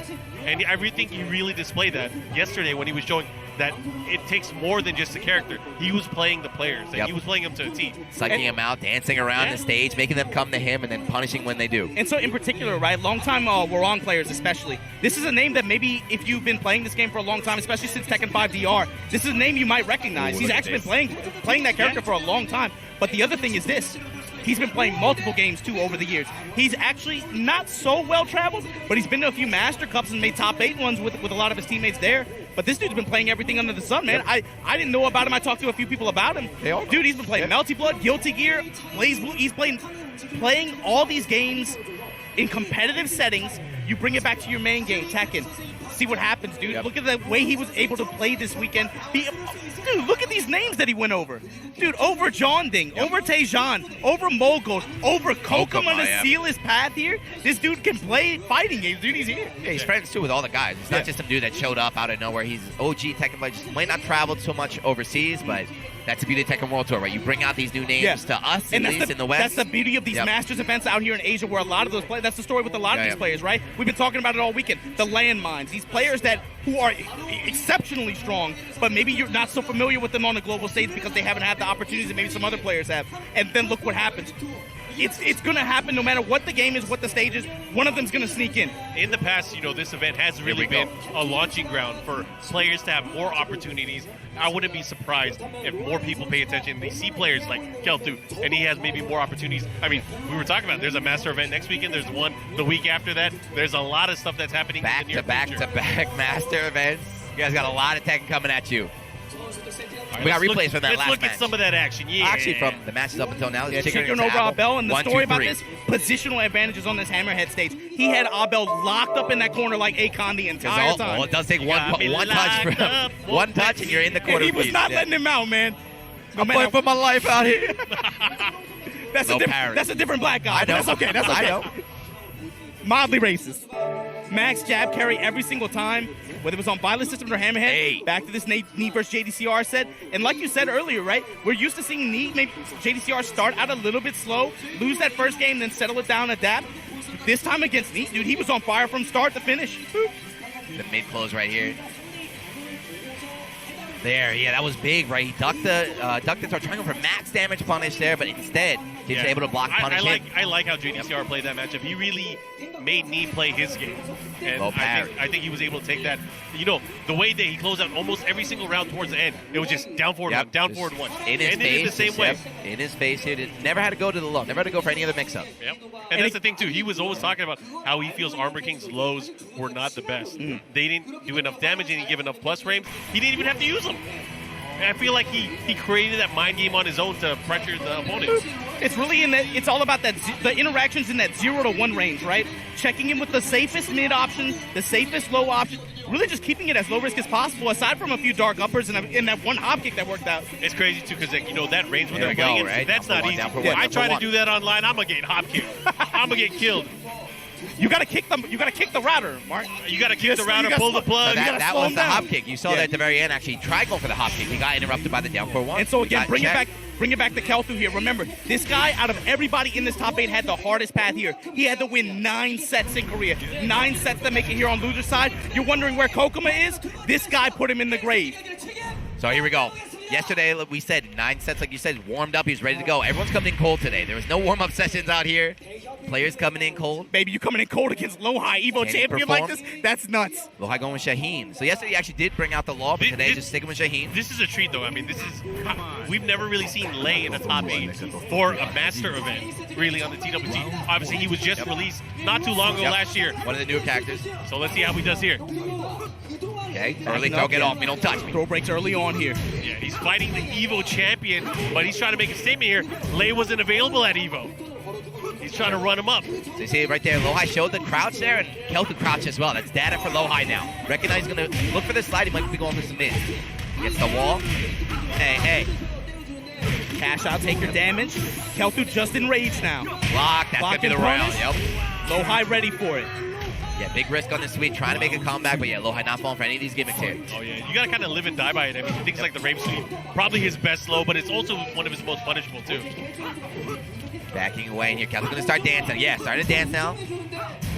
His dance cancels that back movement coming out from Lei. Thinking you can't backdash the whole time, otherwise he's going to find himself at the back to the wall. Hop kick, yeah, immediately punch with the hop kick. Right, Lei does have follow-ups after that. LowHigh's not dealing with any guessing games after they just mash on the hop kick. The crush properties of the hop kick, he doesn't get. He has him here, back to the wall. Let's see if he's able to put any magic on. He got rage. He had a rage drive come back yesterday, but Kelthu ready for it. Okay. Spring kick baited, rage drive, but no, weird angle, doesn't get anything. He probably would have been able to get a lot more, but hey, made do with what he had. Took the round. Nice, Kelthu. 1-1. Round start jump. Not sure what that was. Razor rush. And the thing is, Kelthu hasn't started yet. We haven't even seen the tricks yet. Yep. Dude, when he dodged, when he relaxed and dodged against John Ding yesterday, and the slow-mo on that shit was ridiculous. Ankle breaker comes out. Okay, nice whip punish here. And that was amazing whip punish. A unscaled second hit. Back turn working the sweep. Stance change. Simple lows and down forward one checks from LowHigh, but he's low on health. Slide now, representing. Yes. First one of the set. Nice duck, and he's ready with the punish. Even with the fast recovery, he was able to punish it just in time. Look at that, 2 rounds. Damn. Dude, he was ready. He was ready for that shit. LowHigh took the headset off in between rounds right there. He's not happy. Something's on his face. He's looking a bit bothered. While standing form return. Yeah, little. Dude, it feels like all the pressure's on LowHigh right now. Ooh, like that? You see that? I mean, I feel like that's what's going on. That's the strength of a champion. You always got to feel that pressure. Razor with the low ender. Back up. Yo, Kelthu is mad comfortable right now. He's trying to go for the hop kicks, right? The forward fours. 2 of them getting interrupted. Oh, no break on the grab. Not enough. All right. Then the mid check at the end. All right, first match, final round. It's even on rounds, but dude, it feels like Kelthu is way comfortable in this matchup right now. We'll see though. Whether you're comfortable or not, you still have to win. And LowHigh using the long reaching forward moves, trying to catch Kelthu out of the backdash. Evo champ for a reason. He's down for once. These low pokes. Kelthu able to get a launch off the down back four, but backs up. Oh, he's nice step, but still got caught. He's got a balcony ready to break too. Gonna get the wall, gonna get the balcony break here. Spike downstairs. Slide on him, actually. Hey, and that's enough. LowHigh game 1. Now you got to be thinking here. He's going to go to the drawing board. Look at LowHigh's face, though. Look at his face. Body language is everything. Oh man, that he was shook. That exhale said everything. He looks angry. He looks pissed. He was wearing a headset earlier. Yeah, he took it off after he lost that round. Kelthu just took it off. Oh, we are going to Hwoarang. The late dream is dead. I feel. Oh, this is tough, man.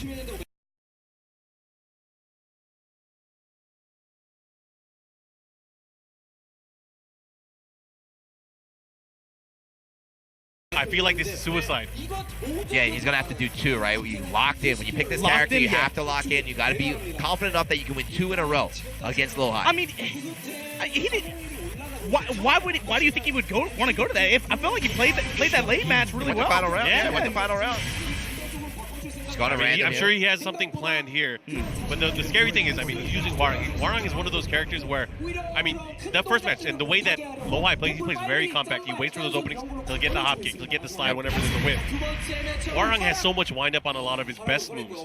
It's not going to really be a factor in this. It's going to be coming down to jabs, down forward ones, and stuff like that. Yeah, and you're not going to surprise anyone because we saw yesterday, we saw last year, everyone in Korea plays Hwoarang. All of round 1, all round 2. Everyone plays Hwoarang. Most popular on stream. Yep, everybody knows how to play Hwoarang in Korea. Yeah, so, to the point where we could be like, oh, that's a Hwoarang player. Racial profiling at its best. That dude definitely plays Hwoarang, man. But here we go. Oh, we got donuts? Oh, hell yeah. Looney Tunes donuts? All right. But here we go again. Kelthu had a really strong game with Lay this time going Hwoarang. What do you got? Why did you make this decision? Show us something. Okay, Kelthu while standing axe kick. Gets a little bit of punish here. And look at that. Okay, he gets a punish. He knows the right punish there. He took 3 full steps while crouching there. One step in the slide down. We're starting to mix. And that's the thing, though. He's letting LowHigh kind of approach him that way. But now he's starting to fight back. Yep. Yeah, the range where they're playing is completely different from the last game. Maybe it says a little bit about the Lay versus Shaheen matchup, right? If he's more willing to play this kind of game than that one. Does it duck? Backing away, the mids come out. Just threatening with it. Just threatening with it. I wish you would. Oh, got him. Counter hit. First round. Standing his ground, not trying to run away, just jabbing out of the pressure here. Kelthu. Yeah, and that's the thing. The jab pressure that we're seeing from Kelthu, much more comfortable than what he's doing with Lay. He doesn't even go for the 1-2 jabs. Right up hop kick from LowHigh. Gets a wall off this and gets that Shaheen damage. God damn. This character might take some thirst, but still just murders people at the wall. Low parry, not good. Side to low, side wall, saves lives. He's still in this. Rage Trap connects. Here's a mix.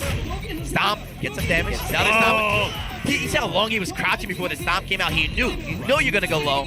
LowHigh just sitting there waiting. And that's tough. I mean, if that's what you have to resort to for your mix-up, you're in for a long ride.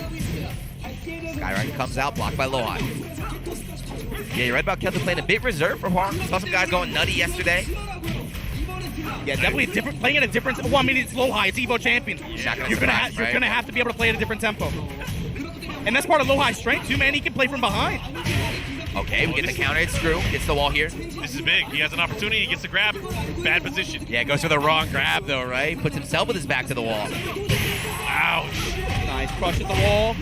Able to finish. LowHigh right now on cruise control. Match point. This is our pick, right? The guy to come down from losers, probably going to be LowHigh. Very, very strong player. And that's one round away. Moving on in the top 8. That shit there gets plus frames off that.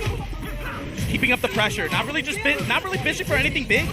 Willing just apply pressure. There we go. Okay, Kelthu. This is Kelthu's opportunity. Power crunch. Cancels out, though. Took a little bit of damage from that, but able to keep the pressure on. Oh, he's starting to change it up, but because the wall is to his side now, this changes everything. Oh, man. Readjusts himself. Oh, this is not looking good. God damn. God damn. Are you serious? What the hell? What the hell was that? Yo, what kind of combo was this guy got? Email Michael Murray. What the hell was that shit? Even Kelthu's like, man, that was nice. Kelthu lost it. He was like, damn, that was nice. I'm speechless. That combo at the very end, I'm sure it's been clipped 50 times already. I was like, all right, is he going to go for Rage Out just to close it out? Rage Out? Oh, he wants the other wall? No, he had the side wall, had the unscaled ender damage there. He peeled him off twice. He got 2 wall combos in one combo. And the unscaled ender there. LowHigh. 2-0 against Kelthu. One of the wild cards is unfortunately fizzled out a bit too early. And dude, stepping on the stage, big sigh of relief for him too. You could tell he was nervous after that first game. Zach Hughes up what? LowHigh versus Noroma. Noroma, okay. And so we're gonna have, that's man. For loser semis, that's a good match too. Traditionally, Noroma struggles against LowHigh. So who's he gonna go with, right? Yeah. We saw the Jack pick earlier, didn't work out. He's gonna start with Drag this time. We don't know, but we have some replays from the matches up until now. So let's move on over. Oh, we do not have them up to yet. Now we do. Barb is panicking over the one-man stream army. Ready to go. Oh, it's from the last match, all right. Yeah, and again, we were talking about it. We felt like early on he didn't do too bad with Lei, right? He was putting hands on him. Yep. Brought it down to the final round. Relax, get up, poke. Ducks, yeah, there we go. Able to duck the rage drive in this round, unable to do it in the second game. And maybe, like we were saying earlier too, right? Maybe that says something. The fact that he was able to play that first game so well with Lei, maybe that says something about Lei versus Shaheen. The fact that he would be willing to play this kind of game against LowHigh, playing at that range like that, and this is crazy. He already peeled him off once, but he just rage drive. Put him right back on. Put him on that, and here on scale, ready? Double screw and walls too. Finish with the low, oh man, LowHigh. Yeah, like so he had to give it up. all right. But good stuff to Kelthu, man. Able to represent here, right? He got some points, right? He got some points out here at 7th here. Hopefully we'll see him at more Hopefully events. you see him a lot more on the road too, right? This is just the first master event for Asia, second master event of the year, but there's a lot more events for him. Hopefully he gets some more opportunities to be able to travel out there. Japan's like 2 hours away. Get $150 round. And hey, we know some people running some pretty good dojo events. Yeah. Hopefully he gets out there. We'll see. Get your points. But guys, that's the first round of our matches here in top 8. We're going to take a really short break. Then we're going to come back and give you guys some more Tekken. So don't go anywhere.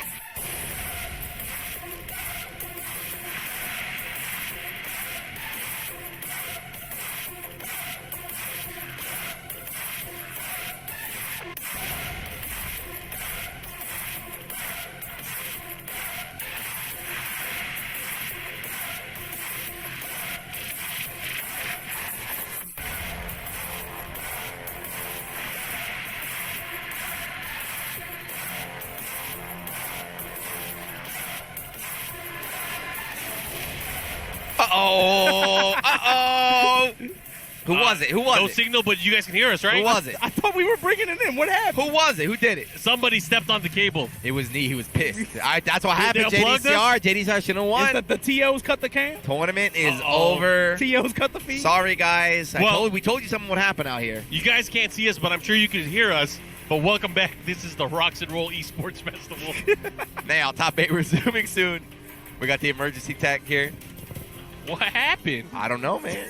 There's cables. They're pissed, Oh, man. we back. We got it. Are we back? Are we back? I think we are. Oh! Hey. We are back. Ladies and gentlemen, welcome back. This is the master event here.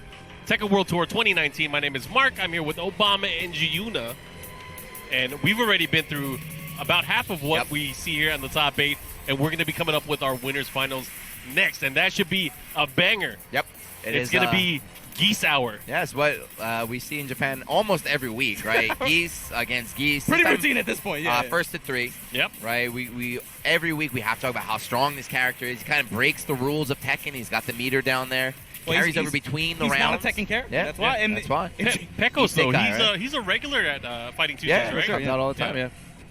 Yeah, he one of the, and he plays a multitude of games as well. We always say too, when you play a lot of different games, you don't he have plays time. Dragon Ball Fighters as well, right? He played Guilty Gear. DBFZ, Guilty Gear. He's been making the runs with a lot of different games, and it feels like he brings that confidence and that experience to his Tekken gameplay. And the tiers, that's the thing. Yeah. When you play a lot of different games, you don't have time to really, all right, I'm going to be a low-tier hero. You got to just find out what's strong, who's he the best runs character, blind. and just run it, yeah. So every game, top tier, Tekken. I feel like he's always done that in Tekken. Always. He's It's always smart. done that. There's nothing wrong with that, right? Tekken 6 Bob, right? Getting in. And then the other thing, too, is maybe his experiences in those 2D games. You talk so much about how Tekken vets have kind of struggled with, with the release of FR ever since the arcade version when Akuma came out, having to play around these metered characters. They're old men, man. They're old men. They can't change. Eliza drops is just more of the command. You see all the complaints. Yeah. Geese drops is more of the same. But for somebody like Pekos, who maybe has at least a pretty strong competitive background in a lot of those games, he's used to watching that kind of stuff like that. You have to just instead of being one of those guys that's just like, oh, I have to fight against this, he's like, ooh, I get to use that. Yeah, Nobi very famously is one of the Japanese players. Had a lot of complaints about Geese. Like, Geese sucks. I hate this character. Fix him. He's not in the top 8. And the 2 Japanese brethren, and why? Both running Geese. Yeah, they out here. Pekos beat him earlier. Beat him to qualify. Yep. Beat him earlier. Doing whatever. But yeah, guys, we're trying to get these matches. We're ready to go. That's crazy. LowHigh's over here signing hella autographs. Is it LowHigh? Yeah. LowHigh and me taking photos too. You can see the line. Guys, that's a long ass line. You guys, see in the background though that little crowd of people right over there. Oh yeah, it's LowHigh. Yeah. They're taking selfies and stuff. Man, they're Hollywood out here. No, it's cool to see that. Obviously, the youth and a lot of the you were signing something when I came in here. I saw you signing something. No, it's different. It's arcade stick people. We stick together. At least 4 or 5 people have come up and shaken his hand, asked for business cards since I sat down here. They came up to me. They said, "Hey, Say nice to meet you, man." I was pissed. I was so angry. Come on. It's YouTube. They can't tell the difference. They can't see your face. You don't know. Come on. But yeah, we are getting in there. We had 2 victims. 2 players have already been eliminated 7th. One of them, not who we would expect.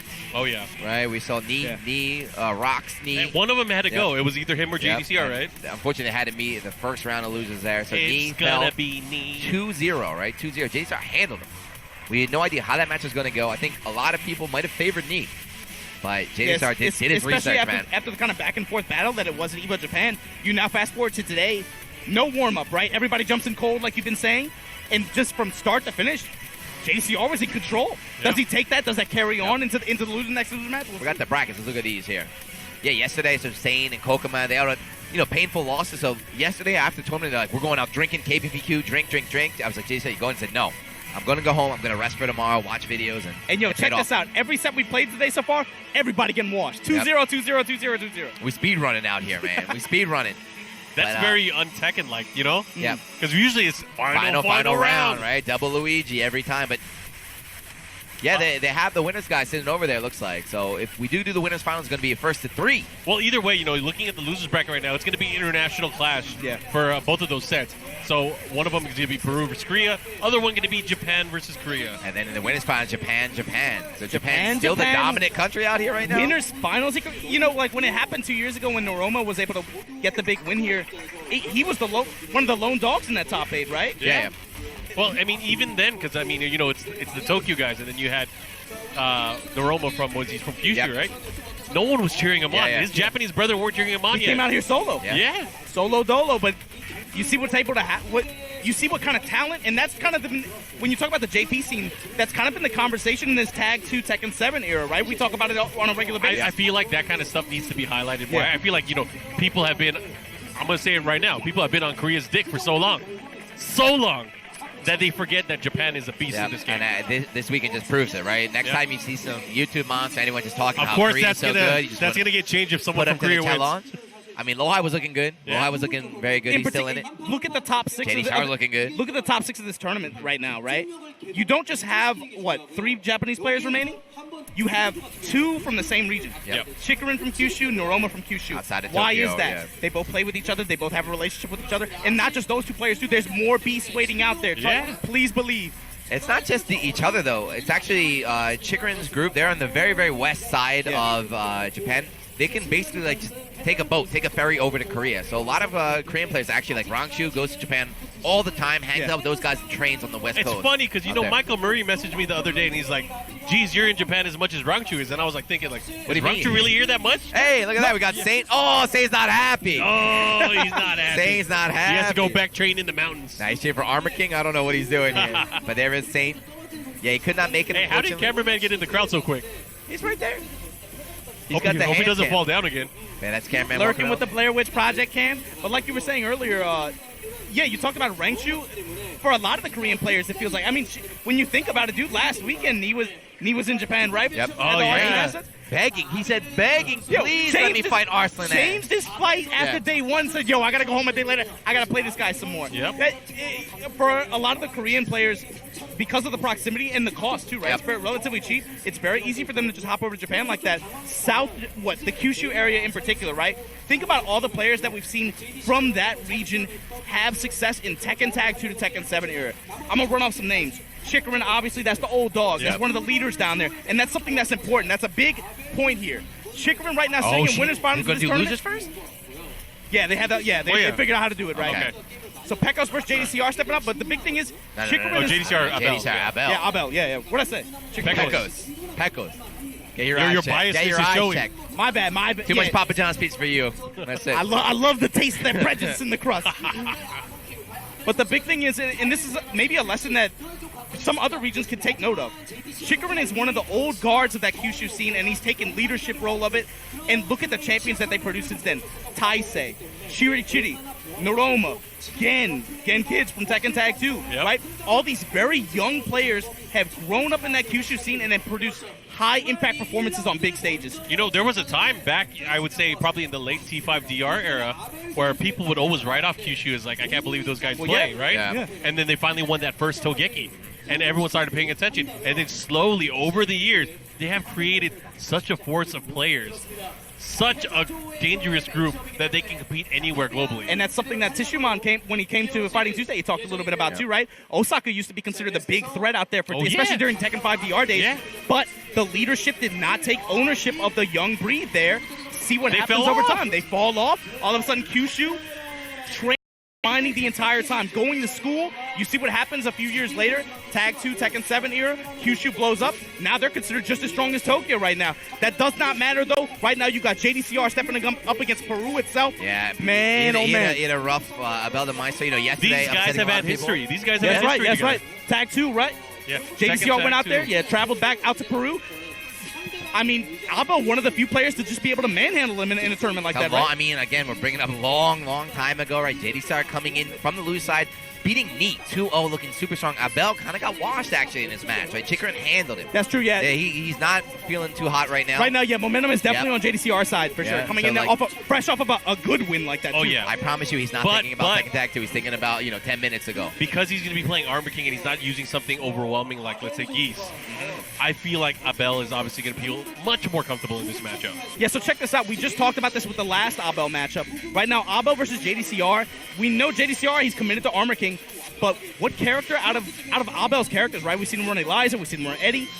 Who would you feel most confident against Armor King like that? I feel like I wouldn't be surprised if he started with Eliza just to try it out. Why? Why do you say that? Because there's always going to be that factor. Does a player know how to fight against this character? Are you going to test JDCR with that kind of knowledge? I think he could. Well, I think he could. He's already locked in for Eddy here. All right, I was wrong. At all. I was wrong. Got Eddy versus Armor King, just classic matchup right now. What we expected, random stage, where are we going?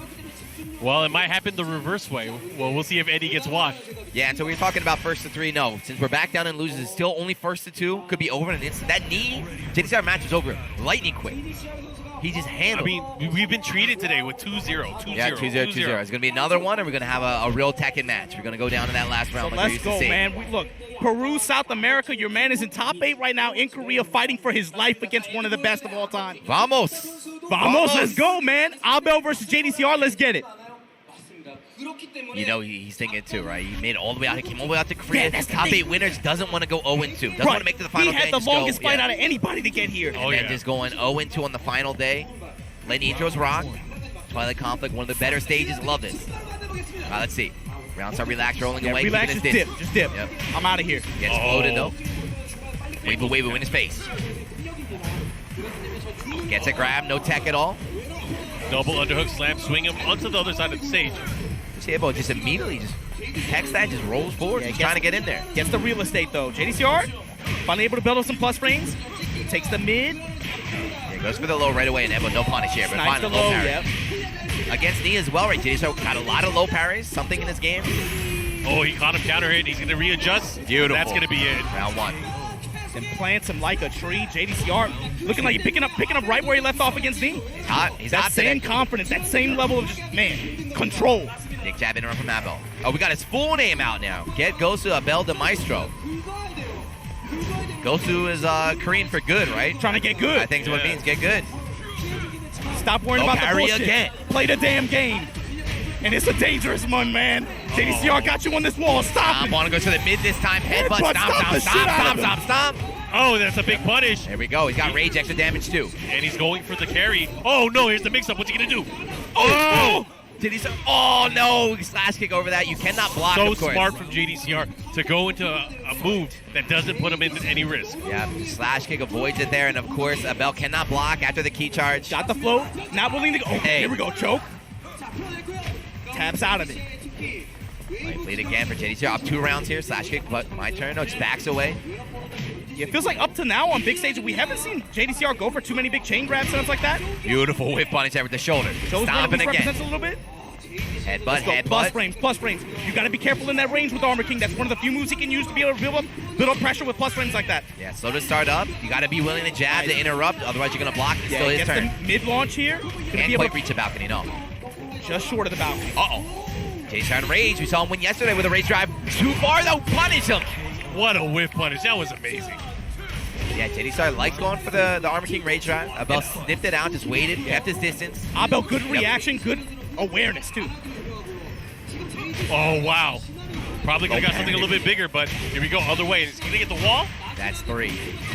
Uh-oh, here we go. This is going to hurt. What kind of mix-up are we going to see? He can't step. It's going to be really difficult. Great. That worked out way in JDCR's favor. Got a lot of damage off that. And again, Abel's in trouble. Oh, trying to switch positions. Oh, there we go. Nice evasive maneuvers here. Get some good damage. JDCR at the wall. And now he's in rage. Oh, he didn't confirm the head. Okay, Abel. Poke. Ends it with a mid and a key charge. Uh-oh. We saw some bad things happen yesterday when the players did this. The slow play from Abel right now, making the comeback, taking it to the final round. He wasn't looking good the first 2 rounds either. Good adjustment. He's sending a message too. JDCR, I'm not afraid. I'm willing to key charge. I'm willing to tell you I'm here to beat your ass. Uh-oh. The CD Wall standing for starting to come out. This is, I mean, you say that, Gino, but this is another thing with Abel. He thrives off of confidence. If he starts feeling himself, he starts playing sharper. And it's showing, Look at it, look at it. He's up right now. Oh, man, he's landing those really activated. Gets the stun. Oh, got the float, though. Oh, okay. This is big. Oh, he dropped the combo. He didn't get the full one. Anyone's game. Plus, Rage Drive connects. Abel the Maestro, 3 rounds straight, makes the comeback. I think I feel like they were both going for Rage Drive at the same time. Yeah, I heard it. I heard the double. Oh. The double gate drop there. Abel pulls the trigger first here. Again, you got to bring it back down. JDCR has been in this situation, not just over the course of his play career, this weekend alone, right? He's been down a lot of times that first game. Can you be able to ring it? He had control for most of the game, but Abel, few clutch rage drives like that, few good calls here and there.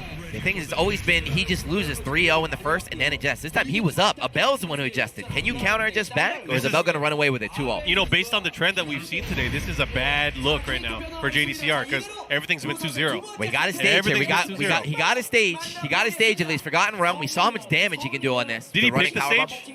Did he pick it? Yeah. Oh, he knows. He knows the rules. Yeah, he read the book. He read the book. He did his homework. Of course, if JDCR can win this round, then Abel gets to choose a stage or a character, right? He's in the advantage right now. Yeah, and especially since he has a pocket character, he can always block. Especially, oh man, if that brings up a first-to-one situation against a character like Eliza like that. Yeah, that's a situation you don't want to be in. Yeah. Nice, gets to put the setup there while standing 1 to back 1+2. Nice, you see the wall standing fours being represented. Just going for the safe mid option right now. Tries to stomp, second and connects. Gets a couple, a little bit extra damage. Run up, no break. Dash up hey, downstairs, that's a round. That's an illegal move. You can't do that no more. Ouch. Yeah, as you see, this is why JDCR picked this stage, right? Armor King and Regular King, their throws can lead to the floor break. So much extra damage off that, as well as his combo enders. Yeah, no like this, stun, ready? able to work out there. Like that, break it. Playing him like a tree. Downstairs we go. Not quite to the wall, but good position here. Keeps it safe mids. Counter hit. Abel gonna take the floor away from JDCR? Yep. In the basement. Not a factor anymore.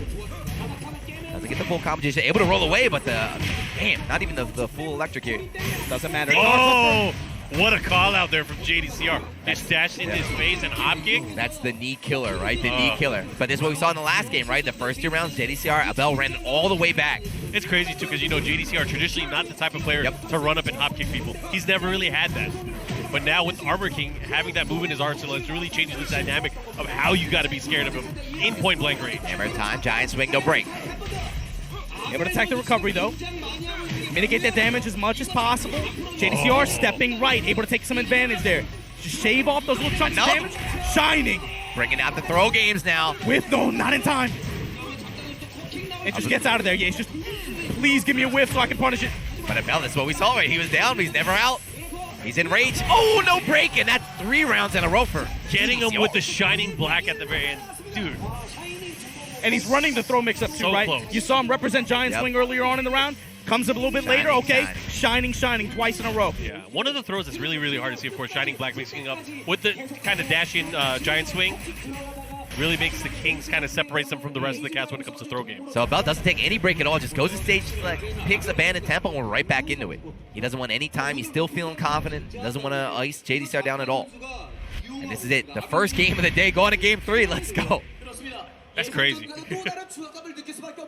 JDCR, one more. Abel, one more. That's the thing, man. If you're watching this, you knew what you were in for. The second you saw these brackets, you knew matchups like this could come up. You knew what you were in store for, and it's delivering. Well, my man squatting with the chains on. Bandit Temple. Yeah, we got to talk about too. JDCR trains all the time with John Ding. Even with Sane also plays Eddy, so he knows this matchup very well. But nice, gets the counter launch here. Oh, he's going for the wall. Definitely. Got it. Very strong carry. Sacrifices combo for the mix-up, and look at that damage off the round side from Abel. He's starting to catch players. You know, he's been using the relax Shining again. Is he going to have another opportunity? He's just jumping into relax. Look at that. Yeah. Finally going for the slippery kicks, not able to get anything. Just come hither, right? Just chilling out and relax. I'm good, baby. Yeah, he has the life lead. Oh, here we go. Finally tech gets the float, but no combo. Yeah, I feel like that's a thing that JDCR probably not used to yet. He's had 2 errant floats like that, but not able to convert it to a screw. Good block on the low, gets a little punish, a little bit of damage, but big whiff comes out. Abel had a chance to close the round out, but gives JDCR one more chance. There we go. And Abel having the lead now. This is huge. You got to think about it. Loser here is done. Yep, they are done for the day. Could you imagine that you come out here to knee zone tournament, you beat knee, and then Abel just sends you home? There's only one difference, though. JDCR, he just leaves and goes home. Abel has a long trip home, and that's going to hurt. Here we go, running the capital punishment there. JDCR just chilling. Showing a little bit more step right in this thing. There you go. First choke. Get off. Low parry again. The low parry in response. Gonna get the wall as well. Got it. Unscaled roll at the end. But toe tap, get off me. He's willing to take that risk. Oh, what a whip punish. The follow-up here, keeping that pressure. Headbutt with the plus frames. Finally, Abel able to see, check the Shining Wizard. All right, that rage has been a huge factor so far in this set. Give me my space, plus frames. I'm gonna take the lows. I'm gonna take it. It's coming. Down for one with the It's coming. check. Here we go. Oh, man. Again. This is big. Is he going to go for down back, too? Ooh, okay. Oh, he's puts a stop. Okay, but it's gone now. It's gone. Go for it again. No, what are you He doing? got greedy. He got super greedy. Oh, no, boy. What is you doing? JDCR was ready for it that time. 1-1. Yeah, he assumed JDCR would stay back again like that, right? Give him the space. No. Just run in there with the shoulder tackle. Smell Interrupted blood, yeah. key charge. Shining once again. Okay, Abel's seeing it now. He tech what, the last 4? So Last we're gonna 3. see it. We're gonna see the wheel start coming out. Okay, early jab interrupt. Just like his video. Set. Yeah, in this 2-3 range. Haven't seen JDCR fight in this range so much. Stop it like it's American History X, man. Get on the curve. Give me that leg. And now that life lead is gone. JDCR just poking his way back into the game. Wave dash while standing 4. It's just amazing how quick he is to cover the ground and just get in his face. Big whiff. I mean, just in the same, you look at Abel, he's just using that back dash so well as, pushing him near the wall now. Oh, counter hit Big launch launch here. You hear the gunshot happen? He might be done. Gets On the a wall, wall? yeah. Oh, no. my gosh. He didn't believe. 9 seconds. There's no 7 time. seconds. Look at the time. Oh, no, and he just gets him with the get up screw and a key charge at the end. Abel del Maestro. Match Set point, man. point. Elimination point for JDCR. Oh, JDCR loses No parry his again. career. I don't know. People know, man. Maestro, he's a teacher. He's letting the world know. Hey. Oh, my gosh, that hurt. Oh, he missed the last. Still, huge lead right now for JDCR. Unsponsored JDCR. Believes in Armor King. Trading down for a 1 check. Stop. There we go. Going to the lows, baby. And it's time. The first one of the day. Final round. JDCR winning the last one to go in here. Damn, Larry from downtown stomps on him. Dropping that big boot. Showing a lot more step right. Hammer In time. that 4 range, too.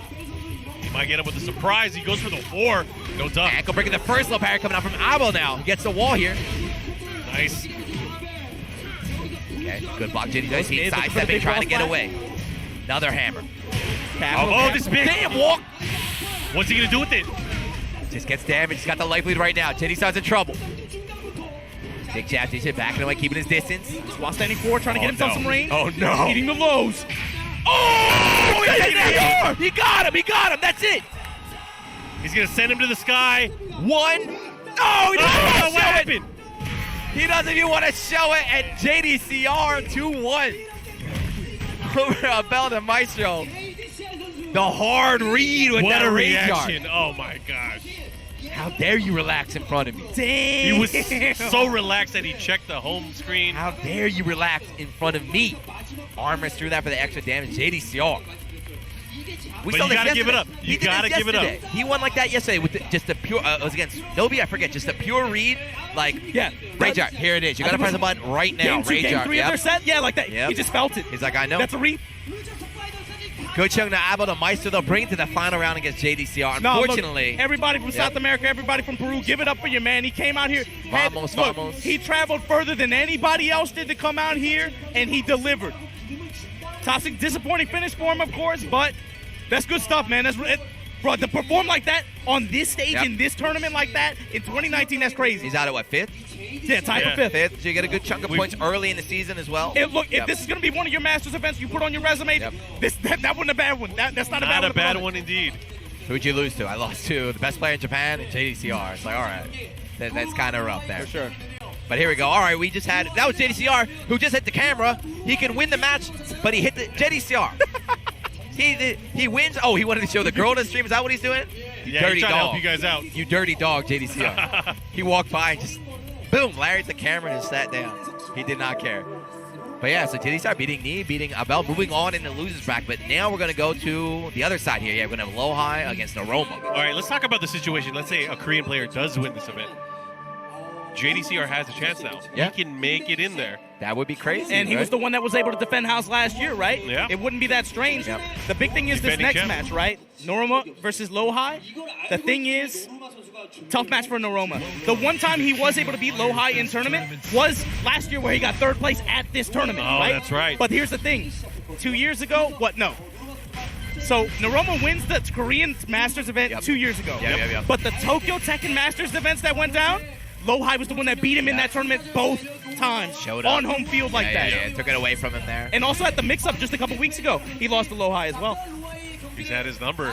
You know, LowHigh, he's done it with the number of characters too. Not only Shaheen, Yeah. he's been using Law a lot in the matchup as well. I think, yeah, but much to the joy of a lot of Law players around, right? He's kind of been missing from that Law scene a little bit recently, but looks like he's going with Shaheen. Most of here. Shaheen, yeah. After that last combo to win the match, I'd be like, hell yeah, Shaheen's pretty damn good. Do 3 of them. Let's Yeah. go. 60% there. And yeah, so the Jack that Noroma went with early in winners that didn't quite work out. He kind of got murdered there. It's sealed again. We got Dragunov, we got Sergey. that's always the question with Noroma too, right? He's been showing so many different characters on these big stages like this. Cues up drag, game 1 against LowHigh. Why do you think he would go with...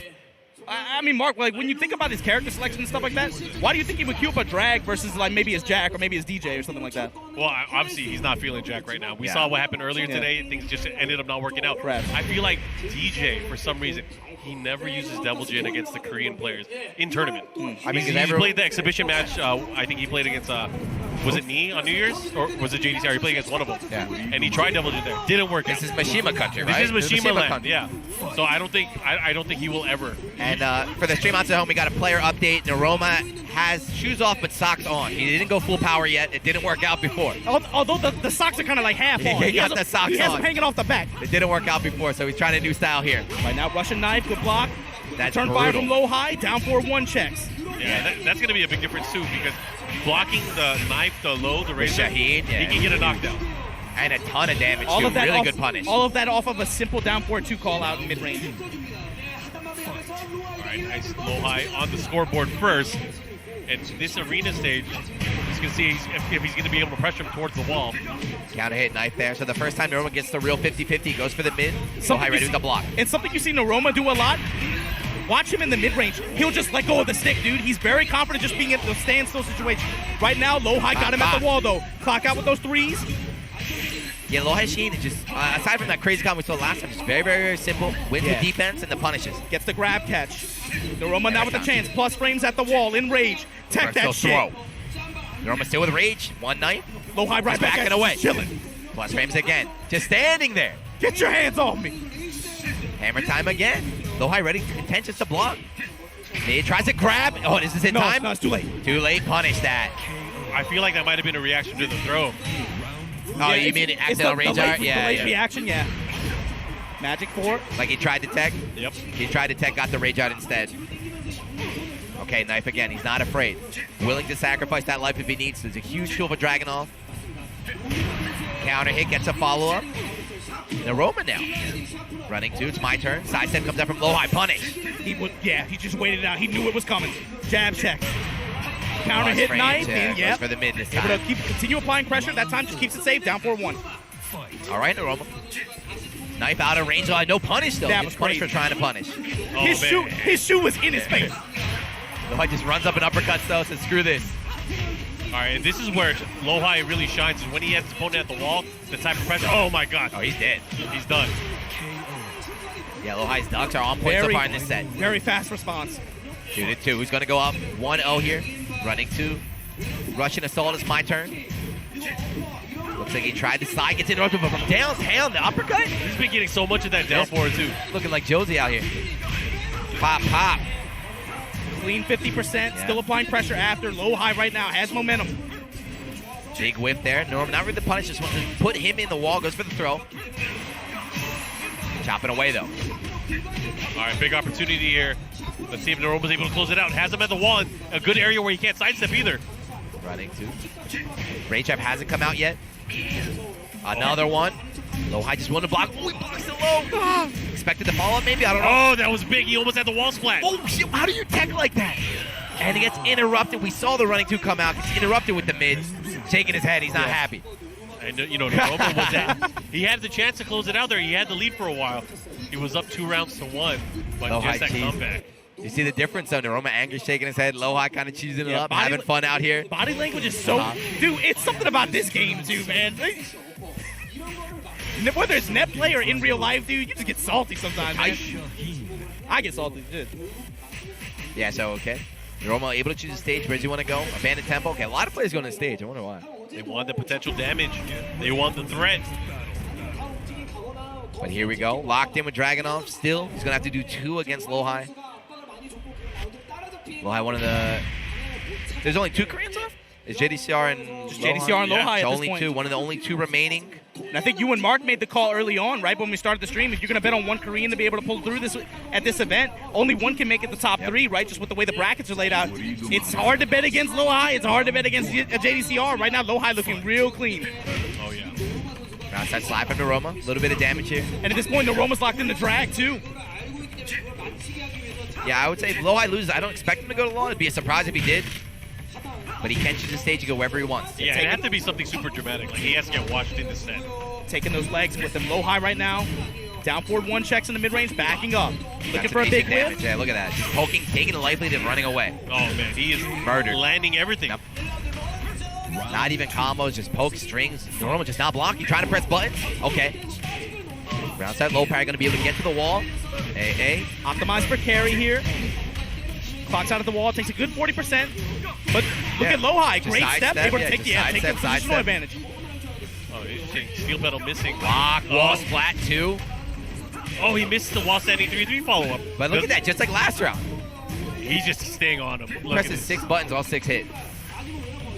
I mean, what is Noroma going to do at this juncture? Yep. LowHigh match point. I think LowHigh is just too much for him right now. Noroma, what you got? Down for 1, just mid.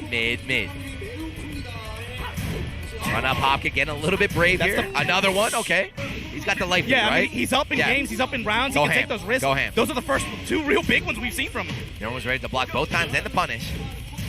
But he hasn't closed out the round yet. Now changing tempo. He can get away with that earlier in the round, right? But then you see him tighten it up the way longer the match goes. Slide, life lead is almost gone. Hey, you're dead. That's it. Done. Here we go. That is it. Rage Art style on him. Yep. 2-0 over Noroma. The guessies, right? Just crouch in front of him. I'm going to go low. Just kidding. And look, elbow in the chest. The theme, Mark, when we've been talking, you said it earlier too, Gianna. The theme with Noroma is consistency, right? This is the new guard for consistency in Japan. Check this out. 2 years ago, he wins this event. Last year, 3rd place. This year, what, ties for 5th? 5th, yeah, 5th place. That's 3 top 8s in a row. In Korea, that's crazy. That is consistency. But of course, it's consistent, 3 top 8s, but his results are going down. So if you're Noroma right now, you got to figure something out. Back then, he was a terror with Jack. It was only Jack. Yeah. And now Jack is kind of gone. He's still struggling trying to find out this new character, but... Yeah, and even then, right, he sealed the Jack account for months. He finally brings it out, gets washed. Okay. That was probably the fastest game of the day. That is probably not a good feeling. That was a blow-up right there. All right, so get some replays according to Farb. Let's check them out. Oh, yeah, it's a good match. Abel and JDCR, the losers. Good run, just goes right in. Gets that full combo, readjusts himself, running power bomb.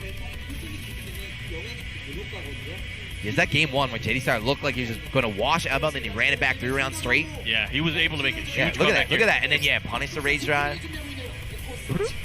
Yeah, great awareness and reaction. Key charge? Yeah, that's what he starts. Yeah, that's what he starts feeling himself. And there was. Whoa! He's feeling himself. I didn't see that. Yep. Yeah, very, very. I mean, he's here by himself. He doesn't have the crowd. You got the stream monster cheering for him, but there's no one else here. He's got himself though, man. He's hyping himself up. That's what I'm saying. You got to hype yourself up. You got to be feeling it here. JDCR, obviously taking offense to that, coming back in clean set here, match number 2. Yeah, something to watch out for too. This new rule this year on the Tekken World Tour, so expect to see this stage a lot. If you're a King player, Armor King player, Brian as well. For any character that just has nice combos, right? Off the floor break. Yeah, game 2 is kind of washed. They just handled it in game 3. How about turn it up into that final round? Wavy while standing 4. It started getting crazy here, too, because this one was a nail-biter towards the very end. The key charge, that was fun. That second key charge was sealed it, A bit too greedy. Yeah, big wall bounce combo there. The follow-up goes for the mix-up. But it all came down to this. He got too cocky with the poke. Boom! I love that. JDCR is so cool, man. Yes. Like, unless you're Tanakana, if you whiff a rage art, you lose the round, right? You lose the round. If they block your rage art, you lose the round. Look at it. He was willing. Look. Yeah, I was like, are you serious right now? JDCR is willing. Just that's it. I know you got to press the button. I'm willing to just bet my tournament career on this. He's 2 for 2. Why you singled out Tanakana that way? I mean, apparently you can't punish her. You know her. that's a sensitive topic. Why you singled out? Like apparently she got one block yesterday and won the round. I don't know how that worked out, but I don't know how that worked out. But yeah, here's Noroma LowHigh. Pretty one-sided. Yeah, I would say. I mean, we had some confidence going in. I mean, we talked about it. He had his number for a while now. You know, LowHigh has been. And to me, it's not even just about LowHigh Noroma. I'm scared of LowHigh. I really think he's kind of a quiet guy. He's starting to show his personality a bit more, but he's been streaming out here. Yeah, he's been a lot more active online. Like this is I can't choose. If I had a bet, well, this one's I'll big. bet on LowHigh. I cheer for JDCR. I'm betting on LowHigh. This one's big because we're going to find out which one of these two Korean players, the last two Korean players, is going to represent in our top 3. The Walking Dead, Season 9 right here. Are there Koreans in The Walking Dead? There was. Not anymore. There was. Who picked this stage? Sensitive topic. Who picked this stage? All right, here we go. Still, guys, only first to 2. And the slides are coming out. Oh, into the multi-grab. He evades. Yeah, LowHigh right now on a 4-game win streak, huh? He won 2-0, 2-0. Trying to make it 6-0 against JDCR. Momentum. That's a big thing. Really? Off that shit. Look at that. Down for 1, but sidestep from LowHigh. Very strong return from that. Grab connects. Oh, he goes for the double underhook. Both players in rage right now. Just short of the wall. Good tech. JDCR sees it. Gets the hey, got him. He's grab. Done. That's it. Yep. Oh, man. That rage drive is so sick. Very unique one in the game. Obviously, when it lands, the throw within the certain window is unbreakable. Touch him with the guy man breath. Come here. Come here. Go counter hit, gets his top down. Adjusts himself. Drop him right by the wall, too. This is the big thing. Plus frames. Oh, nice step. That was crazy. He's been using that like the entire tournament. There's that uppercut, right? The uppercut. That was giving him a lot of problems at down 4-2, but no break on the Wizard. He's been catching him with a lot of throws so far. He's dead in 1. Oh, what a duck! Oh, he did the quick recovery version, too. Round 3. Yeah, LowHigh just so scary when he gets down. When you're down to 50%, just 1, he's in rage, right? Crouch in front of you. If you get hit by that mid, you lose the round. That wave wall pressure, bounce. man. Let's go. I wish you would try to step. I'm going to realign. I'm going to put you on this wall. Oh, he got him all the way around. All the way around. That's guaranteed. Oh, what a hop kick. And that's an option, again, that JDCR usually doesn't have. Yeah, even if you don't use it a lot, right, you have to at least represent it. You have to put the threat out there. Yeah. Sidestep hop kick, gets the wall, he's dead. Yeah. Clock out, take the damage. LowHigh with the response here. Round 4. JDCR was close, he was close. But LowHigh starting to fight back. Counter hit. No, doesn't get the full combo, though. He missed that yesterday a couple times as well. Oh, yeah. Went up low poke, and the throws are connecting. LowHigh's not, has he broken any yet? Like the 4th throw I've seen from JDCR. It's working. No need to change it. That's got to give him confidence, too. You could imagine he would keep going for throws. Can't break them all anyways. Oh, that's going to hurt. And LowHigh fighting back. There's 2 rounds. JDCR had him low. Had a chance to finish it. LowHigh fights back, and now we're dead even in the first game. Okay. Screw. Big dark upper all the way to the wall. Got it. Commando roll. Gets it. Look at all that damage. Good awareness. I wasn't sure if he was going to reach, but JDCR knows better than me, of course. But again, right, he's got him low. And then you finish the job. Doesn't want to lose this positioning, right? Knows LowHigh's looking for steps. Well, there he is. Look at that. What positioning? LowHigh just too good. And you saw what JDCR was doing, right? Consistently dashing, trying to jab, realigned like that. And again, back to the wall. LowHigh still able to get out of that. Block, wall splat. Oh, is he dead? Are we going to see that same combo? No, save. Oh, that was sick. JDCR and look at his expression. No, nothing at all. LowHigh, look at a little dirty taste in his mouth. He's like, how dare you? But again, those are 3 rounds. 3 rounds in a row. Like, even though he won, he knows how close that was. Every round, LowHigh just running it back, about to steal it for the 3rd time. LowHigh just going to random stage. He doesn't know the rules or he doesn't care. But we're going to Dragon's Nest. All right. It's crazy. Both of these players, no stranger to competitive play, both Evo champions in Tekken 7. Oh, yeah, it's true, dude. Contest of champions for sure. One sponsored, one not. I got to keep bringing up the fact that he's just unsponsored free agent out here playing the character he loves. He's free, man. There's no weights. Damn, that's a cool-ass intro. Where does the ring come from? Where does it go? Where does it go? Where does it come from? Where does it go? It's like Alpha 3 with Mika just comes in and just pull it out. Out here on the Nest of Dragons, once again. JDCR fishing. Weaving a lot more duck into his defense. Okay, and then uppercut again from LowHigh. Uppercut. That's got a good read. That's something now he has to pay attention to because that down forward 2 was not a factor. Look at that damage. Look how much damage he gets He's off going to take that. the damage at the wall every time. Big whip on the uppercut here. The low. Ankle breaker, but yeah, you can't afford to eat anything at that point. That was almost kind of checkmate there for LowHigh. First round, game 2. Look at these adjustments. LowHigh probably feeling really confident after that first round and landing that early right uppercut. Waver, keeping their distance right now, and here comes a crouch mix-up from LowHigh. Takes 2 steps forward, but doesn't pull the trigger on anything. He's got the slide, he's got the hop kick, just goes for the mid, keeps it simple. Right now hasn't committed to anything either, right? Just threatening with it. Threatening with it, then just clock it out, get my down forward 1 pressure. Still waiting for this opportunity. Look at that. JDCR on the other side, too, just stepping, moving. 25 seconds left, and nothing's happened yet in this round, right? Just poking and movement. This is Tekken at the highest level, though, man. Nice block and punish. Off the plus frames, I'm willing to take my down 4. I'll take my big reward whiff. out here. Big whiff. Dark upper to the wall. Yeah, the one big whiff that happened, of course, JDCR is ready. He was waiting the whole time for that. Now he no longer has to commit. You got it. You got to survive, though. You have to survive. 5 seconds left. Just stay on the ground. 3. No! Oh, he's gone! Oh, he is gone away.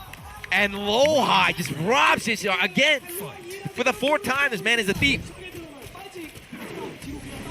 That's the thing, right? Sometimes you try and wait him out, and you try to time him out, and it's not enough. You have to finish the job. LowHigh sensed it too, right? He knew he had to go in. He had to go in, and he did. And again, the dark upper comes out. Similar situation. He should be able to get the wall here. Hey, doesn't go for the full ender, trying to keep the pressure on instead. Nice, down back 3. First time he's used it in the matchup so far. Oh, man, he tried to catch him standing. Might lead again, but we saw robbery after robbery after robbery from LowHigh. Is going to be another one. This man is a bandit. Duck punish. Okay, JDCR awake. Round 4. LowHigh's micro movement is so good. Look at how he just weaves in sidestep. Even when he's blocking, when he's moving away, the entire time he's moving. I don't even know what Oh, he's going for the real combos. Positions are swapped. Yeah, he's just so good. He's just so sneaky. Look at that. Just out of nowhere, just whoops, other side, got you. Looks like a boxer or something out here. But here's with his back to the wall, and he's down in life. He makes it look like you have 8-way run. It's crazy, dude. The threat right now with JDCR, he's been making excellent use of that down forward 1, just jabbing at his rib. Oh my God, that was sick. Hey, match point JDCR. I think that might be it. You know, JDCR running off this momentum. That hop kick was Eddie gets said a lot. Oh Eddie my got the God. combo too. But again, never count LowHigh out. Every round he won has been from behind. Sides up wall splat, life lead gone. Spring kick baited, guaranteed. Oh, he's dead? No, he didn't get the full wall end, but tons of damage there. Oh my God. What were you saying, Mark? Mark, what were you saying? What were you saying? Wait, no one listens to me. What were you saying? No one listens to me. I was just mumbling. LowHigh too good. Civil War Part 2? Yeah, big risk there, right? Gotta be, man. So the Jaguar screw coming out from JDCR, big risk because he's back turned. So LowHigh baited it and just all that guaranteed damage there. He bet it all there. But not only that, you know, he was ready with some crazy punish there. He got the string into the wall setting too. Got the stun. Are we going to the temple? Is it 1-1? I didn't see. Did JDCR pick? If he, I mean, temple? You got to, right? A betting man would pick. It's crazy how even just amongst those first 2 games, the tempo changes within each game, right? Early rounds, they're up in each other's grill, standing them that 0-1 range, exchanging mids, short lows. Then it just goes far range. Both of them just like nowhere near each other. It goes back and forth like that. It's crazy. Here we go. This is JDCR stage. We saw how much damage King can get here. Final game. Someone's got to go home. Someone's got to walk home or take the bus. 2 Koreans. Only one can remain. They're fishing, keeping their distance. They know. Yeah, if you LowHigh too, any hit you get, you want to break the floor, right? You do not want to let Armor King get that crazy damage. In particular for him, it's about taking the floor away from JDCR. Oh, he tried to sidestep that time. JDCR remembered it from last time. But yeah, he caught him with that tracking move. Nice. Run up, uppercut, no counter hit. Nice sidestep, gets a launch. Oh, we're going downstairs. Pop, yep, that's one. Good damage too, life lead gone, dead even. No pokes adding up here. JDCR backing himself into the corner. All right, went for the Shining Black again, unable to get it. Slide. Oh. Yes. How much? Is he what are oh. you doing? What is he doing? What are you doing? While standing forward, tries to clock out. LowHigh sniffs it out, ducks. Just waiting. He was ducking the whole time. Not a react, just waiting. He knew it was coming. That's one. 2 rounds to go. When I'm taking my mid strike, get out of here. Locks down for a bit too far. JDCR doesn't try to punish him with anything. Down 4, 1 to just down 4. Dude, simplifying the game. It's awesome to watch. Down 4. Tries to convert grab, just LowHigh's so fast. Very just low risk mid-range approach. And look at that, he did 60% life just with poke. Just with 2 moves, down 4, 1 and down 4. Sidestep makes a whip and no punish. There we go. Still in dangerous position here, JDCR. Punish, okay. Light punish, that's okay. Still able to maintain pressure. Nice low parry. All right, we should be able to go downstairs here. Goes for the running power bomb, yeah. Got positioning. 15 seconds left on the clock, though. Corner 2, but LowHigh so good about being able to move out of this position. Oh, thrown out! Yes, cannot take that throw right there, and now it's match point LowHigh. Yeah, he was going for the power crush there. Unfortunate. The counter hit cannot tech that through the power crush, but the only weakness of the move. Fishing with the down 4-2, then just dash pressure. He's gone in. LowHigh's got a 2-round lead. He smells blood, trying to gut. Really aggressive, but JDCR lands counter hit with the side switch downstairs in the basement. Drop him and still able to plant him at the wall like this. Oh, the flapjack on the other side. Down for 1. Okay, JDCR with a nice life lead right now. But we saw time after time long, he just turned it around. Okay, no break. This is start. Choke. He got the cheat sheet in front of him. He bought it from Puma. He's ready. Uh-oh, life lead, what happened? The ankle breaker. Here's the mix. While standing 2 would have closed around that. JDCR knows that. He might have just eat the slide. 10 seconds. He's trying to wait it out. Oh, no. JDCR. Oh, out of range. Bad punish, though. 5 seconds. He's going to rob him again. JDCR, you have to survive. There's no time. No, oh, what did you say, Mark? Oh, what did you say? Oh, my God. God damn. Like a thief in the night. LowHigh steals. I think there was 6. I think he won 6 or 7 rounds that set just from behind. Easy. From behind. JDCR, you got to finish your plate there. Finish your... Oh, man, that's a heartbreaker. But LowHigh moving on. Yeah, JDCR. I'm waiting for the replay on this. That was nuts. So that means what? JDCR now at 4th place? Yeah. Yep, out of 4th, right? Yeah, out of 4th So we have place. we got 3 players that remain. Of course, our winners finals, 2 Japanese. We got Pekos versus Chikurin. The loser of that is going to face LowHigh. There was literally no time left, and JDCR whiffed the move, and he was able to punish just in time with the wall standing 3-3. The one that gave me a heart attack was that it was just outside the range, that hop kick that he finally showed towards the end. Yeah. It was so close. Man, what a heartbreaker for JDCR. Oh, but good man. showing that Armor King. Hell of a set. I mean, it's what you would expect. 2 Evo champions on the stage like that. They put on a show. That's the kind of set you would expect. Wave. Right, just now goes for the mid, gets the wall bounce. And that's what he talked about. This is what you have to do with Armor King in this game, right? You have to be able to stay up in their grill, be able to realign, of course, using Tekken 7 engine like that. Find yourself in the position, be able to threaten with those mids and set up for maybe some chain grab opportunities. Yeah, that was big. The end of that first match, JDCR able to use the evasive attack, gets the follow-up. But now, LowHigh, this is where he starts mounting his comeback. I don't know what he's What is he trying to tell you? Doing like hand signals or something. Anyway, game 2. And then slide. And this is that timer scam here, right? Look at, he was at like 70% and ate 5 attacks in a row. Lands a little attack at the end, but not enough. See, that's the thing. You know, the difference we saw in that matchup, LowHigh's clutch levels were insane. Yeah. Out the roof. Yeah, even then, like, battle of attrition, right? It felt like a battle of wills at some of those points. JDCR's like, okay, I won this. I earned this round. I'm going to hold my guard, take the win. He convinced me that he had the round 2. I wrote him off twice. You saw him just back up like that? He's like, okay, we know how this round's going to go. LowHigh able to somehow get in there, steal it both, 2-3 times? I just want to see the last round. Beautiful bait on the rage drive right there. Yep. He was waiting for that. Got the power crush. Yeah, throw during the power crush right there. Yeah, it's a big swing round, too. Look at this. Look at this. This is right here. There's no time. Bop. Oh, he could have just stayed there and kept blocking. Oh, man. What did he do? What did he do? That's he tried sidestepping, ducking out. Put your faith in the right. They have to be stopped.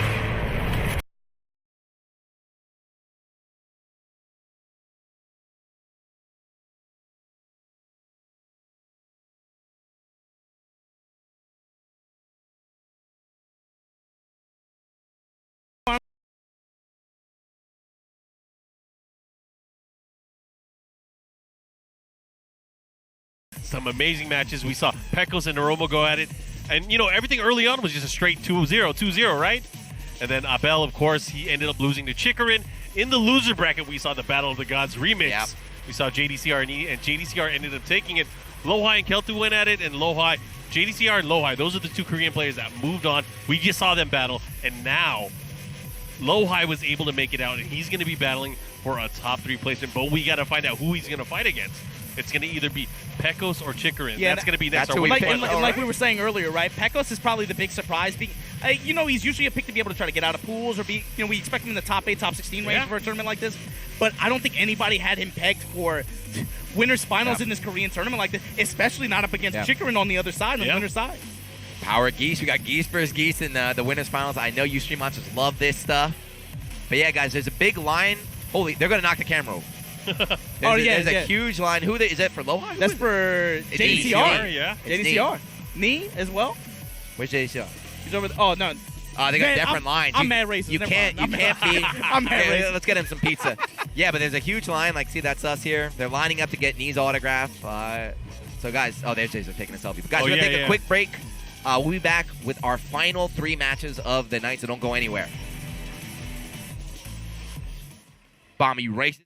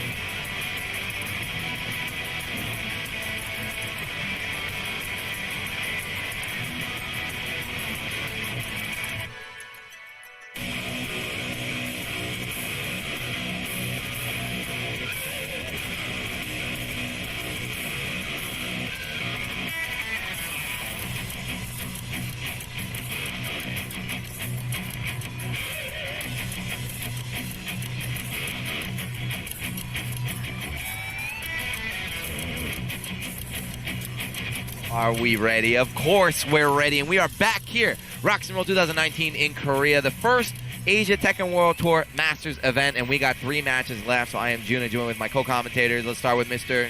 Majin Obama. What's going on, y'all? What up? And of course, my name OG. is Mark, a.k.a. Markman, and we're doing the ROXnROLL kind of close to Seoul. Yep. Yeah, not too far. A little bit outside, right? It's only a 20, 30-minute ride. It ain't that bad. Apparently, this is JDCR's and Dimebac's hometown. Oh, yeah? Yeah, they grew up here. So they're back in their hometown. JDCR played out of his mind, but fell a little bit short against LowHigh, who's waiting in the losers finals. Yeah, so let's bring it back in, right? This is we got the brackets. I mean, we're at the tail end of this tournament at this point. Winners final, loser final, grand final. Mark, as somebody who's been watching this game develop over the years, right? Player, whatever. How does it feel to be able to see at a Korean tournament Pekos versus Chikurin, All Japan winners finals, and LowHigh waiting in the wings on loser side, trying to defend home turf? We talked about that earlier this weekend. It ain't about defending home turf anymore. It's about capture the flag. It feels so good because, you got to think about it. There was a time where Japan wasn't even in the picture anymore. Yeah. So making Japan great again is one of the best things I've seen. And one way you can make Japan great again is by introducing a certain character in the game, Mr. Geese, right? Mr. Geese Howard. So both players from Japan running Geese here in the winners finals. Who's this guy? We're live right now. Sorry. This guy looks stoned out of his mind. This dude just wandered over here like, yo, bro, yo, Mark, man. That dude is absolutely an Aris sub. That dude, he looks like Asian Aris, man. He has the Via face with the grill. He got the tier 3. Look at the guy in the red. The guy in the red back. He just walked past and he's like, yo, Mark, man. Cameraman is supposed to be blocking the way, or he's supposed to be defending. He's like, yo, Mark, man. Yo, Mark, man. He's drugged out, man. What's going on? Aris, come on, man. He doesn't know where he is. Yo, you got to keep these stoners under control, man. But anyway, yeah. I almost got shot just now.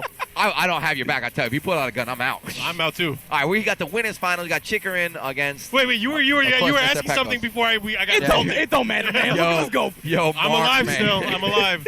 Pekos versus Chikurin, of course. When recently, recently the conversation in Japan, obviously Chikurin has kind of emerged as maybe I'd say. Right, Take, you got to put Take in the conversation, Noroma, but Chikurin right now is hot. This is what not only just Japanese players, Korean players say best Geese in the world, right? And obviously disappointing finish for him coming off a mix-up.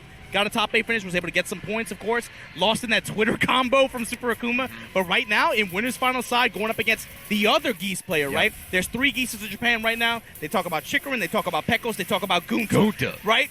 Pekos, this is number 1 and number 2 Geese players in Japan right now. South Japan versus Tokyo area matchup. How do you feel looking at it? This one's going to be tough because, I feel like the easy thing that a lot of people are going to say, they feel the same way too. Chikurin is the boss now, right? Yeah. But Pekos, he's really stepped up this tournament. We've been writing him off every match. We're like, all right, Pekos probably not going to win this one. He made it easy He's probably for not going to win this one. Probably not going to win this one. Like last year and even the year before, there were some tournaments where he didn't even make it out of pools. Yep. So he has found some level of comfort here with Geese and how he's been playing Geese. He's had a rough road. Started with King with Vanilla Tekken 7. Finally, Bob came back, and that didn't do anything for him. Then he tried. He waited. I mean, Geese finally came out. He found his character. He started sticking to him. Then he started showing results, but not on the TWT level. So we'll see how it goes. I mean, you guys see him more often than I do at the weekly events, and he doesn't even win those. Yeah. He wins a couple, but he always does well. And the thing is, he plays Geese, and right, everyone we talk about how a lot of OG Tekken players, they don't like Geese, they don't want to deal with him. Well, Chikurin plays more Geese than anyone else, right? He grinds 200 matches a day or so. He knows everything. He knows what to expect. 125 match streak and ain't nothing. Yeah.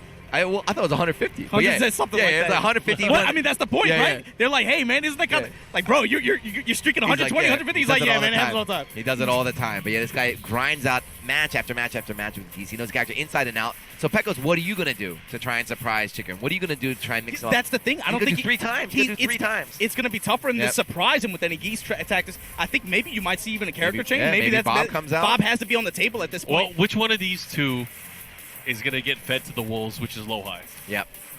It's got to be one of them because LowHigh's waiting. He's on fire right now. He's sitting up front. He's ready to go. He's rubbing his hands. Based on results, Chikurin probably has stronger advantage in this game. They played some sets before, right?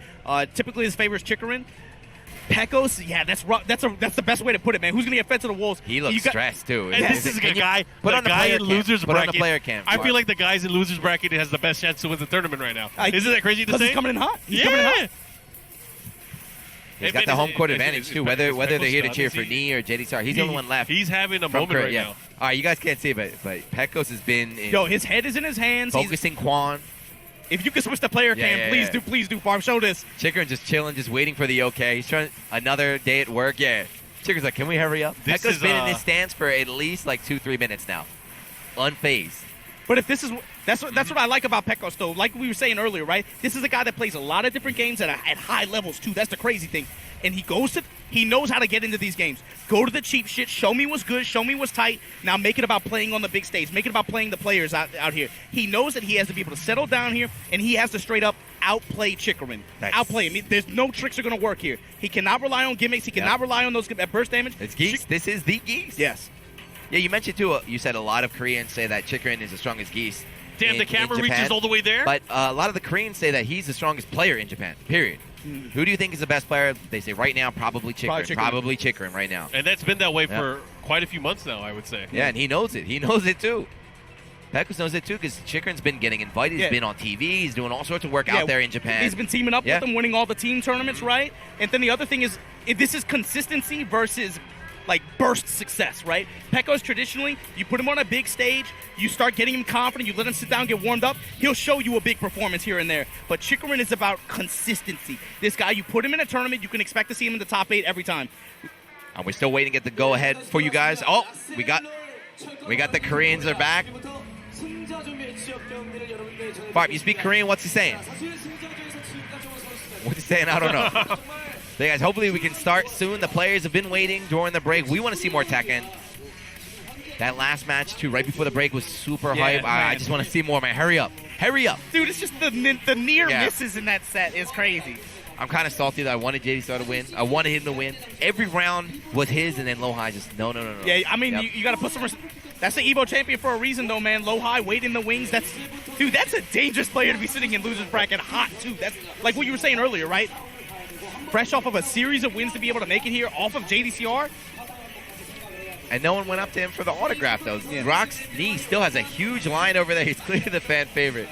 LowHigh doesn't care. He's not here for autographs. Take a picture with 7th place. Come on. He's here to win. He's here to win. There's cameraman walking in front of the stage here with the hand cam as we wait. So how about you stream monsters? We got time to kill.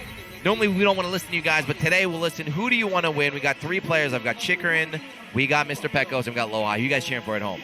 I'm going to go in the chat and see what people are talking about. Oh, it's all positive comments.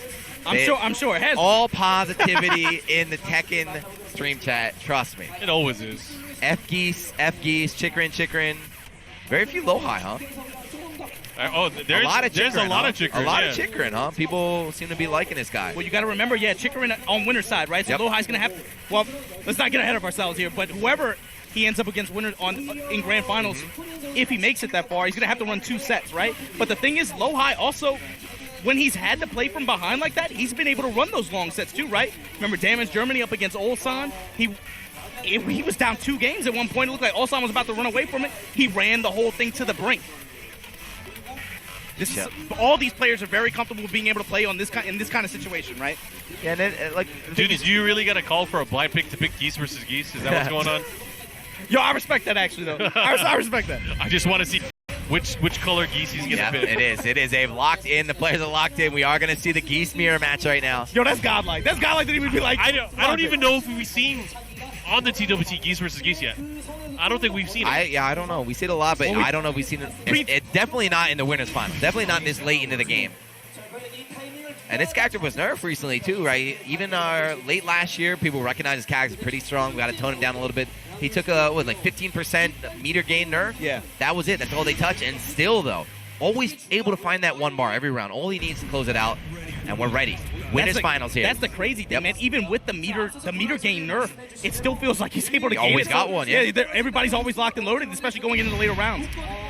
So this first round, right, neither Geese really going to have that 1 bar available. They're going to have to play fair and square like a normal Tekken character. The Goose is loose. Yep, the Goose is loose. First to 3. Pekos versus Chikurin. Here we go. Loser gets thrown off the building. I don't care what the stream chat says, man. Geese is cool as hell. He's an inspiration to all weeaboos around the world. All right, we got to make sure. All right, I'm not going to say the player names yet. I don't trust these guys. Are you sure, Fart? I'm gonna look at their hands. Commentate while I make sure. Let's go. Jab checks in return. Swinging with Hien. Winner gets a Crunchyroll subscription. Let's get it. Oh, man, I'm signing up. Oh, gets a big counter in. Yep, okay, the names are correct. Names are correct, yes. Pekos player 1 in the blue, Chikurin player 2 in the red. Big whiff on the elbow. Yeah, takes his jab check punish. Hey. If he does this right, he might get close. Nah, it's a really long stage, right? It's long and skinny. Oh my God. Low parry, he's dead. It's over. The only Geese player that does that is Chikurin. Sending a message. Styled on him. Sending a message. He was sliding into home plate. Yep. He thought he was safe. Not son. Predictable. The only Geese that goes for the low parry will wake up. Mr. Chikurin, that's what playing 1,000 games of Tekken a week will do. He knows every tool in his arsenal. All those situations, all those tools. No one is more familiar with this character right now on this kind of stage than Chikurin. You cannot rely on that. Dude, if you're Pekos, that hurts, right? You're doing so well in that first round that you get styled on at the end and lose. That was fucking sick. Low parry that again from Chikurin. He knows. You're going to get the wall off this. Hey. Jump. Reppuken staying there. No roll from Pekos, just stands in spot. Low parry from Pekos now, trying to fight back. Here we go, pushing the other way. Jab parry once again. Let's get the ender though. And Hien crushed. This is probably the round. Yeah, that's it. Get that wall. He's in range of the wall. Yep. Jab. Got the wall. Gets it. Jeez. Nice. Able to close it out. That's calculated too. knows. The confidence He knows. level. Willing to go for the dash jabs, right? Just make sure he gets the walls, get the kill. Chikurin, on point. 2-0 in the game 1. And he confirms off the back 3. That knee in your chest. Hey, got it. Well, I think it's clear now, Chikurin, obviously, he's pulling away. He's up 2 rounds right now. Pekos is really going to have to play this outside of the box. Yeah, Pekos able to get a little bit of return off this low parry, and he still has 3 bars to work with. Okay, though, hold on. Counter hit, float here. The thing is, he needs to be able to take this round at least 1 more without spending bars. Raging, does he want it? No. Double rep. Not trying to spend all the meter yet. Watch out, though. I'm going to take your leg with me. Watch out, though. You cannot count out Chikurin right now. You have to finish the job. Okay, the jump in. What's he going to do? Oh, my gosh. They're both fishing with knee. Down 4. He had to do it. Nice float from Pekos. Got him to waste a bar as well. And he keeps the meter. The most important part, he keeps the meter. Took it away from Chikurin, keeps it on his own side. He's going to want to spend 1 now, right? When you have full meter, you can't build any more. Yeah, willing so it's to important spend to 1, spend go into the last round with 2, be able to build it back, and hopefully be able to use it at the end. Yeah, he's going to have to use it sooner or later. Oh, he's near the wall, too. Nice little parry. Oh, this might be the opportunity right here. Raging. There it is. Raging. Storm. Unscaled after this. Look at that. And now we can start building more meter. He still has that 1 that he needs to close out the round if he wants it. Okay. Chikurin back to the wall. Nice block. Wall splat. No, a bit too far. Oh, he didn't get it. A bit too far. Very lucky for Chikurin. That would have been the round. Oh, big opportunity for Pekos here. He spent it. Chikurin spent the bar. Oh, the he wants to close this readjust. out. Oh, he drops just short of it. Swinging with the Hey, there it is. We knew it was coming. Planting Rice out here. He didn't show it any of the rounds before. Finally pulls it out there to be able to close out round 4. Planting Rice and got 2 bars on Pekos' side. All right, gets the follow up here. Jab, and again, Pekos still having 2 meters, though. I would say he's still at the advantage. He's just out poking Pekos right now. 2 bars. Double Reppuken. He built the bar. Pekos in trouble now. That's out of rage. Magic 4. No follow. Oh, yeah, you have to spend it right there. Makes himself safe. That's the follow up. Oh, he had it. Believe. Pekos not holding. Oh my God, too greedy with the meter, right? Yeah. Looking up into the sky. We saw Chikurin was willing to burn the bar just to keep the pressure going, keep the mix up. Peck was a little bit greedy, and he was dying. sitting on 3. Yeah. He had it to give in his last round situation like that. Yeah. And then of course the down 4-1 and jab checks afterwards, able to just wrangle control in the mid range like that. We talked about it earlier this weekend, right? This character, what kind of slips under the radar, I think, for a lot of people, was how well he's able to play that compact game and stick to you, is the thing. Those lows, those jabs, those down 4-1s, they call it in the Street Fighter 5, they call it your savings. They call your meter your savings, right? Daigo always say you can't spend your savings after you die, right? You got to spend your money while you have it, while you're still alive. Oh, Anna, what are you doing? Oh, man. You played well. Just spend your meter more. You see that one game, even though Pekos played so well, you can tell he's not confident against Chikurin. It's a confidence call. That's the thing. He's not confident in the Geese meter. Dude, we saw him before the matchup. He was stressed, man. Head in his hands. He was not looking at the screen. He is stressed. Obviously, he was shaking already, even before they got into the match. He didn't lock in yet. Never yet. Back to Geese. Okay. Back to Geese. He was close. So again, race to 3. Opt for the stage pick at this point, right? But I mean, it doesn't really matter at this point. You're going back already. Yeah, same stage. Same everything. Yeah, you saw, like, we're not joking about Chikurin. We saw that low parry in the first round. We saw some of his combos, his awareness. As far as I was concerned, he won right there. He won my heart. Got low parry. He spent the meter just to make sure he got the rage art kill.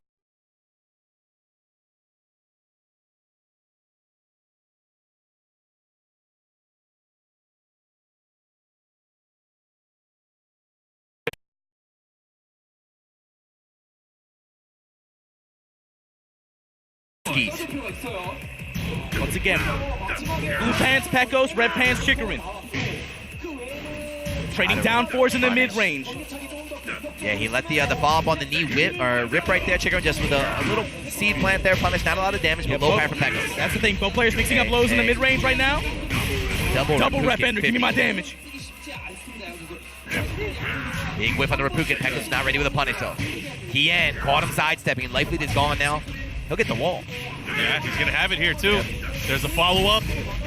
God. Single Rapukin goes for the Oki. God is crouching, though. Hold on. Oh, man, he might be able to do it. He doesn't know what the wall is, though. He misses. No parry, though. Good shit from Pekos. Hey. What a way to add drama to it, right? Yeah, you see those dashing jabs for Geese. Very, very important tool for him to be able to reach the wall there, but hard to do. Yeah. Pekos dropping, I think, second time in the set. And the thing, too, you got to make sure you're able to do the dash jab and cancel it with the special attack. Oh, man, switching positions with the camera. Rapukin. Okay, both players bringing out the homing moves, trying to seal that side step, but low parry comes out from Chikurin. A lot of low parries in this set. Oh, yeah. Parry, but no, Chikurin was waiting for that. The threat of a 3-frame parry in a first to 3 set like this. Not just that, with your back to the wall, right? Yeah. When you got your back to the wall, that parry hits, like you're about to take a ton of damage. But this is the other guy who wouldn't know to go for that in that situation, right? Hey. Once again, Chikurin gonna plant Pekos at the wall. Luckily gets saved. Yeah, it's a weird corner there, so he couldn't get the full wall splat. And now the jab's coming out. While standing ones. Nice block. Horrible punish, though. Oh, my God. He wanted the while standing. I used to do that all the time with Brian. You want that while standing, you say just get stand jab. But again, that's mental pressure, right? You could tell Pekos maybe dropping some of these combos, dropping some of these jab carries, dropping some of those punishes. Parry back to the wall. Chikurin got it. Oh, man, Chikurin starting to pull away now. Yeah, Pekos had a huge chance, too. It's such a big opportunity there, messed it up, and now Chikurin trades. Oh. Sitting on that meter again. He's going to have to use it. He's going to have to start making a run. Here we go. That's one way to start. He knows to spend it now. He learned his lesson. He's not going to spend 2 more, though. Uh-oh. The follow-up here. He has him in the red. Should be able to close it out. One more hit. Oh, my God. There we go. Nice low poke. All right, so we saw in the last game, right? It went down to the final round. Pekos had the meter advantage, but Chikurin just outpoked him. Meter was not really a factor. This time, Pekos got to spend it. Yes, there we go. Spend your cash. Look at that. Look at that. Double rep ender once again. And right back at you, though. I got these two. We played the same character. Jab. Shaking against the wall. No, a bit too far. Oh, just short. Yeah, lucky for Pekos, he got him on the diagonal, so couldn't This is much like we saw last match, too. Oh. What are those? What are those? 2 bars on deck, but you don't need to. You just need 1. 1 bar is enough to close it out. But Pekos, see, not going for mix-ups. The thing is, Pekos losing the positional advantage, too. Whoa, he got him. What a sidestep. Nice. Don't mess up and you got the round, Pekos. From off the mat, you got the game. Good stuff. Yeah, the game, Whew, he won, but he looks stressed. He looks super stressed. But he can hang. He's showing he can hang. Even the last game, he could have hung. He's just one hit away. He thought about switching characters, too. That was the crazy part. Well, that's a confidence booster. No, and now Chikurin going to switch? Word? Man, this is not a bad switch. Chikurin? That's not a bad character to use in this matchup. This is an OG character. And, of course, he still does have another game. If this doesn't work out, he could always go back to Geese if he wants. This one's going to be interesting. I was like, wait a second, I didn't prepare for this one. Hold on. I was watching your Geese tapes last night. So, Mark, aside from like 4-4, obviously 4-4, obviously going to be a threat in this match. What are some of the other tools that Jin has that could maybe give Geese some trouble? Just the fact that he has a way to threaten in a mix-up. So you're going to see a lot of different mix-ups that are going to be coming in. Obviously, 4-4 is the ultimate space tool in this matchup. But the fact that he has access to a combo from Electric and Hook Fist, he has the Hell Sweep, he has so many other spacing tools like back 2-1. It's a lot of it's just going to complement ways to shut down Geese, and he's going to have that. Also a parry, right? The parry is always going to be a big thing too. But not just that, he has quick ways to get a launch while standing for a very nice, easy way to be able to interrupt the offensive tools that Pekos has. The big thing is the back three confirmed situation with the max mode. Yep. Watching what Jin does in that situation. Oh yeah, because Jin will always get the Parry, parry. he'll just On parry. block or on Yeah. whiff. Mess him up. Yeah, the Europe boys calling Jin a jackknife. You know, he can do everything in this game. Very well-rounded character, very strong. He's got everything he needs to win. But of course, Pekos knows that on the other side too. Maybe he's looking for some Yomi situations to develop in that scenario. Run up back kick plus frames, but his jabs from Pekos are connecting now. Oh! Kicked in the mouth. Oh, Not just to kill shy here. of the wall. Is he going to drive though? What's he going to do? There we go. There it is. Yep. There it That's is. the Jin pick. You can't cancel what you Yep. can't hit. That is the Jin You pick. can't cancel. That's one way to deal with it. I feel like, obviously, he sealed away probably the best use of meter. So he's going to have to make sure it hits. You can't get it on block. You can't get it on whip. And that move is almost impossible to hit confirm, that back three. I still don't think you can do it, but the stream monsters say otherwise. Axe kick, my turn, but Pekos with the dick jab. Nice interrupt. Power stance cancels out. Pekos fearing for his life, backing away. Meanwhile, Chikurin just chilling. Just walking forward, yeah. You take a step back, I'm going to take 2 forward. He's not even concerned with the meter, dude. He's just confident. Moving forward. I mean, Yeah, but right Hell now, Sweep got him. this pick is proving to be brilliant from Chikurin. It is working out. He has Pekos mind blown right now. Finish it with the 1+2. The run it black special. Showing a lot of step right, puts the electric out there. Step kick, step kick. Yeah, like everyone talked about the step kick. You're afraid of the step kick, but Chikurin been going with the lows, right? Pekos watched the mix-up. He's afraid of that forward 4, but leaving himself open to Hell Yeah, Sweeps. this is a case where he's not even using it, right? He's using the threat of it Yep. to be able to open up for the potential for those lows. Yeah. And he's making it pay Oh, off, yep. man. Oh, man, they're all working out right now. He's sitting on 3 meters. He's going to have to use it. But he has to think of unconventional ways because, Hey. there you go. Connect. He lands the hit. And this is big because he's going to have the wall. 2 bars, Chikurin in trouble here. Double rep ender for the damage. Hey, no And break the on the grab, throw, yep. and that's the round. That was big. 2 bars still available. But yeah, you see, after that first parry from Chikurin, like, Pekos not been going to the knee option at all. That back 3 is sealed. Parry, no punish. Step kick comes out again. Pekos able to block. What the hell? Execution error. Yo, that was some new tech. That was instant overhead, man. That was a Dragon Ball Fuzzy Guard coming out. A lot of damage off the back 3. The follow-up here, back 1-2. Parry this time. He gets it with the can. Yep, that's In going to stage hurt. 2, back to center stage. Staying on the ground. Doesn't want to deal with the wake-up buttons. Let's go, Pekos. And then gets him with the low. Here we go, final round. He's fighting And back. He's fighting back. This one's going to be big because they're going to take the lead. Yeah, this is the rubber match, right? The rubber round and round start back 3. Yeah. That's how you want to start it. And again, whoever loses this, Got it. they're going to be stuck with their pick for the rest of this day. That's right. 50% off the round start. Oh my gosh, he's pressuring. Yep. Staying on top of him. Wheel kick every time, just maintaining that one option right now. Chikurin with a chance here. Big launch, back to center stage. Close to even on health. Close to 2 bars. Oh, he got him. Do not choke again. Do not mess this up, and you got the No, game. he's got it. He got the wall. Ripuken. He Got is him. Ripuken. This is interesting because, Look at Pekos. obviously Chikurin was the favorite Pounding going his into chest. this. But after picking that matchup, with seemingly what would have been an advantage for him, Pekos was able to deflect that and just power through it. And look at this. Chikurin goes. He's taking the wall away. He should have done. Oh, he couldn't do that in the last one, right? That's the rule Tekken 1 toy. Yeah. If you switch characters, So you this is a can't choose stage 2-game strat? This was up. But A the thing is- 2-game strat? The thing is, if Pekos does lose, he does have the choice. So Yeah. right now, this game is heavily, we want to say, right, in Chikurin's favor. Yeah. Against Geese, you take the wall away, Take you the take wall all away. the threat, that all that explosive damage. Yep. potential, you take that away from him. You maybe look for him to use that meter and more. And of course, Jin wants this, right? Look for him to use that meter more on pressure, being able to try to get the opening. But of course, with the threats that this character has, it's not that much of a problem. That's the thing, too. I mean, Chikurin, obviously, you want him to use back 3, too, right? You want to be able to parry. Go for the can kicks. He wants to do all that There stuff. we go. Oh, man. First one of the weekend, actually. Yeah. Or at least force the Yomi situation, right? Yeah, we got to bring up to how nervous Pekos looks. This is his best performance so far ever at the Tekken World Tour. This might be his best performance in the past year or two. No, there's ever. He's never been this far in a Masters Or event. a TWT, that's correct. Yep. And this is early on in the year, too. He's looking to qualify here in 2019. He's got the character to do it with as well. Rippuken connects. Chikurin looking for Pekos to try to move there. Good duck on the high. TN block. We touch him for it. Jason maneuvers, gets a lot of damage here. Life lead heavily in Chikurin's side. But okay, hold on. Hold on. Here we go. Not enough, though.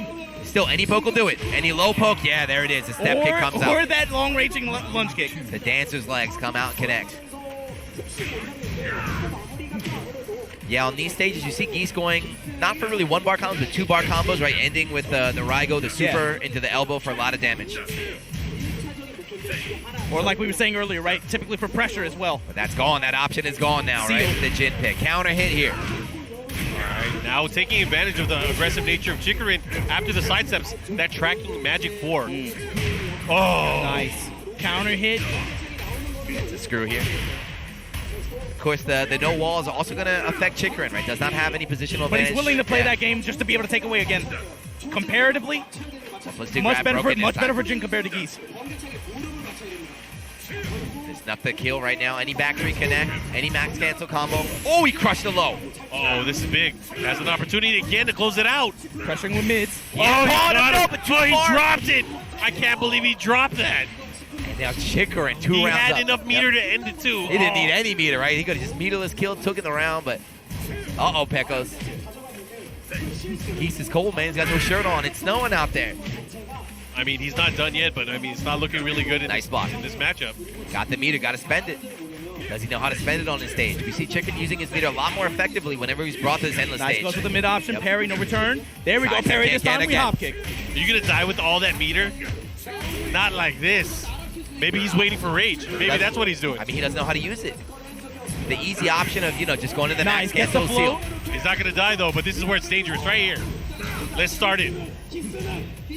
He's too scared. Goes for the low, he bet it, and of course Chikurin's ready. What a cheeky guy. All right, so this is I obviously want to win, but this is okay right now for Pekos. Yeah. He's got the stage select. He can go to any stage he wants. Yeah. Bring him to soak. You go to Geese's house, Geese's right? stage. No, he liked it. He picked the stage earlier, though. He does like the last day on Earth. He loves Walking Dead.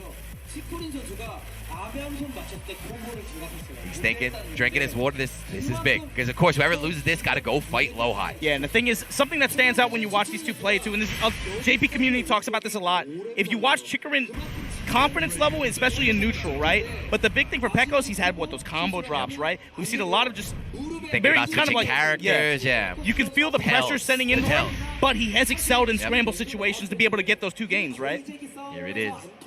Pekos, this might be it. You gotta win this game. LowHigh is licking his lips here. He just wants to destroy these Japanese players. Get me back on stage. His mouth is watering. Get me back on stage, man. All right, guys, here we go. This is the final match here of Winners Final. Japan versus Japan out here in Korea. There's jabbing down 4-1 checks. Okay. Nice. Snipe on the down 3. Chikurin gonna take him to the wall for it. Sword of the Savage. 50% off a low parry, too, and a little bit of extra damage there with that shin kick. And Chikurin right now controlling it, gets a big counter hit. That's a 2-hit round. 2 hits, and that's the round. Looking really good right now. Obviously, he wants to be able to go to Grand Finals.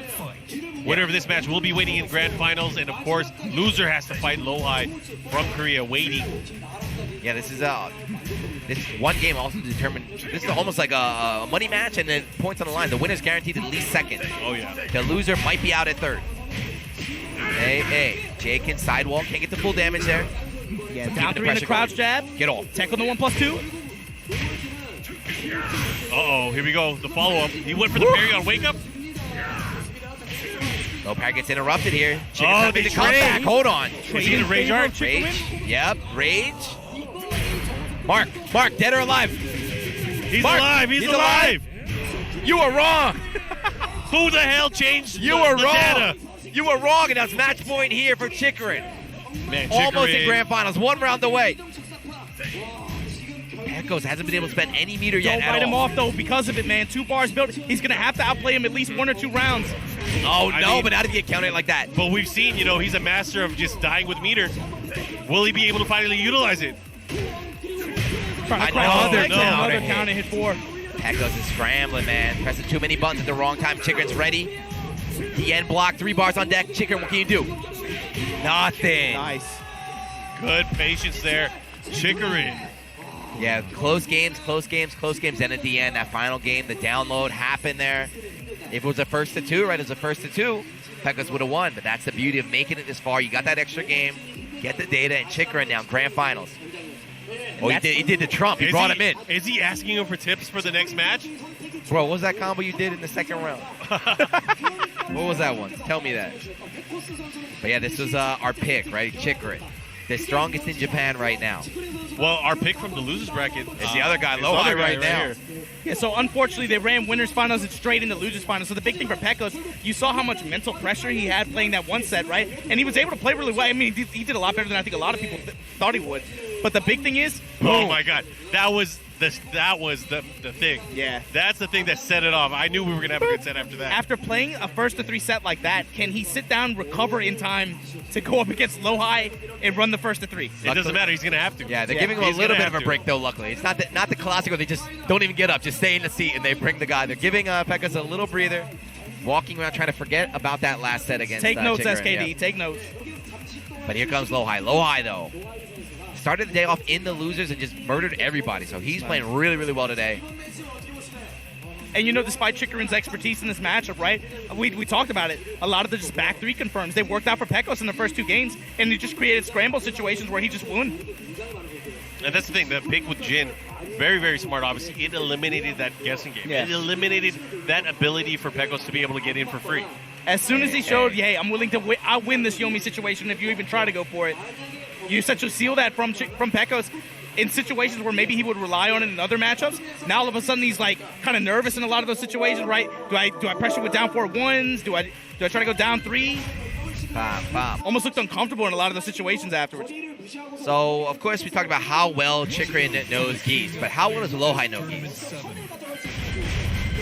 How confident is he in this matchup? That's going to be an interesting one. We're going to see because he's got to go up against Pekos' Geese right now. Yeah, so this is the thing, man. This country, they know this character pretty well. They've been messing around with this character for many, many years. But in Tekken 7, it feels like the Korean community, you don't see Geese represented as much, right? Not nearly, especially compared to Japan. You don't really see him.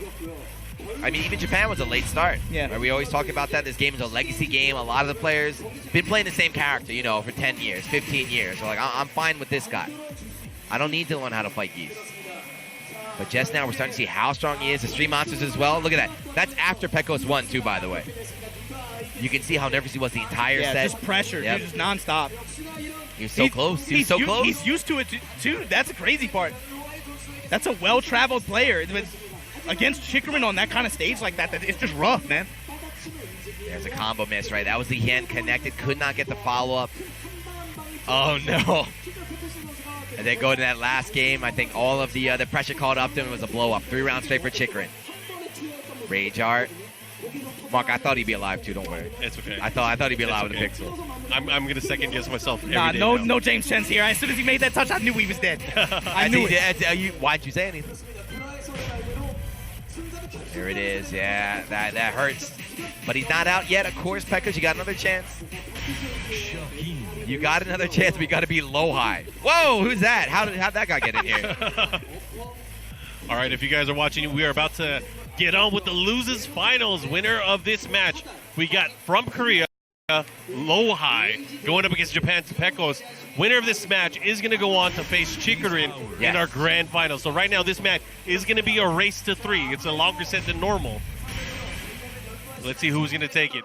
And again, if you're watching on twitch.tv/Tekken, or you're watching one of the restreams either through Tasty Steve, through Aris, or anyone else that's restreaming this right now, thank you guys for tuning in. Spread the love. Let people know you guys are watching some Tekken. Unless you're watching on a YouTube content vulture in the future, I want you to pause that video, unsubscribe, and go subscribe to the report. And subscribe to the Bandai Namco. They just started their own esports channel. So, guys, give them a follow-up for the official archives here on the Tekken World Tour. Y'all getting baited by the thumbnails, man.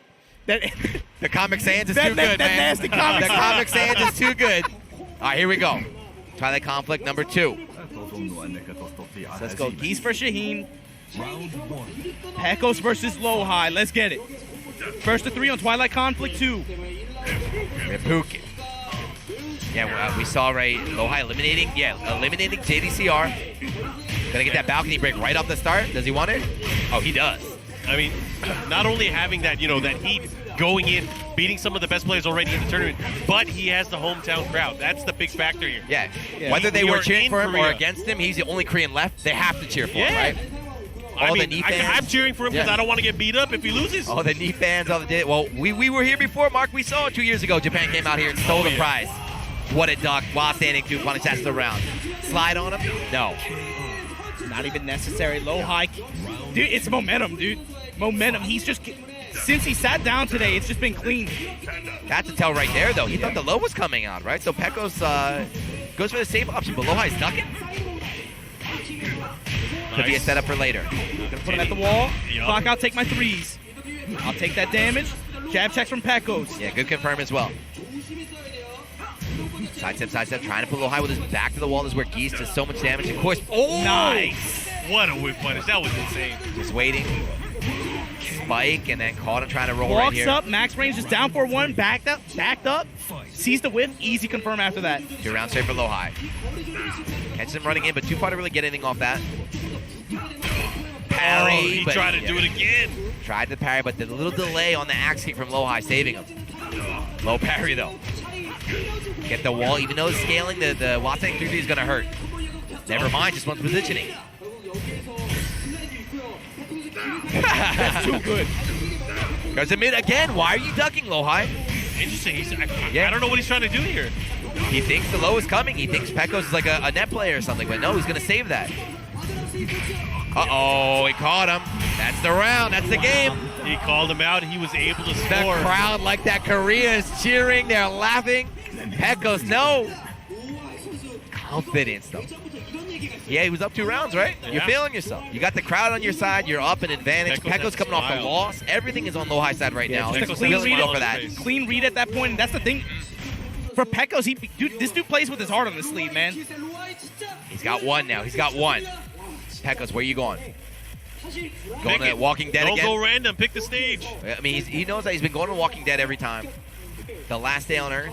Someone tell him it doesn't get any Yep, good he after likes season it. 7. Oh, man. What could it be about this stage that he likes? I don't know, yeah. It's long, I guess it's kind of narrow. In the one direction is kind of narrow, so Geese can get to the wall pretty quickly. Yeah, and also clean Yeah. clean walls too, right? It's not like rounded around or anything like that. If he gets the clean hit on the wall like that, he can easily confirm into whatever damage options he wants to go into.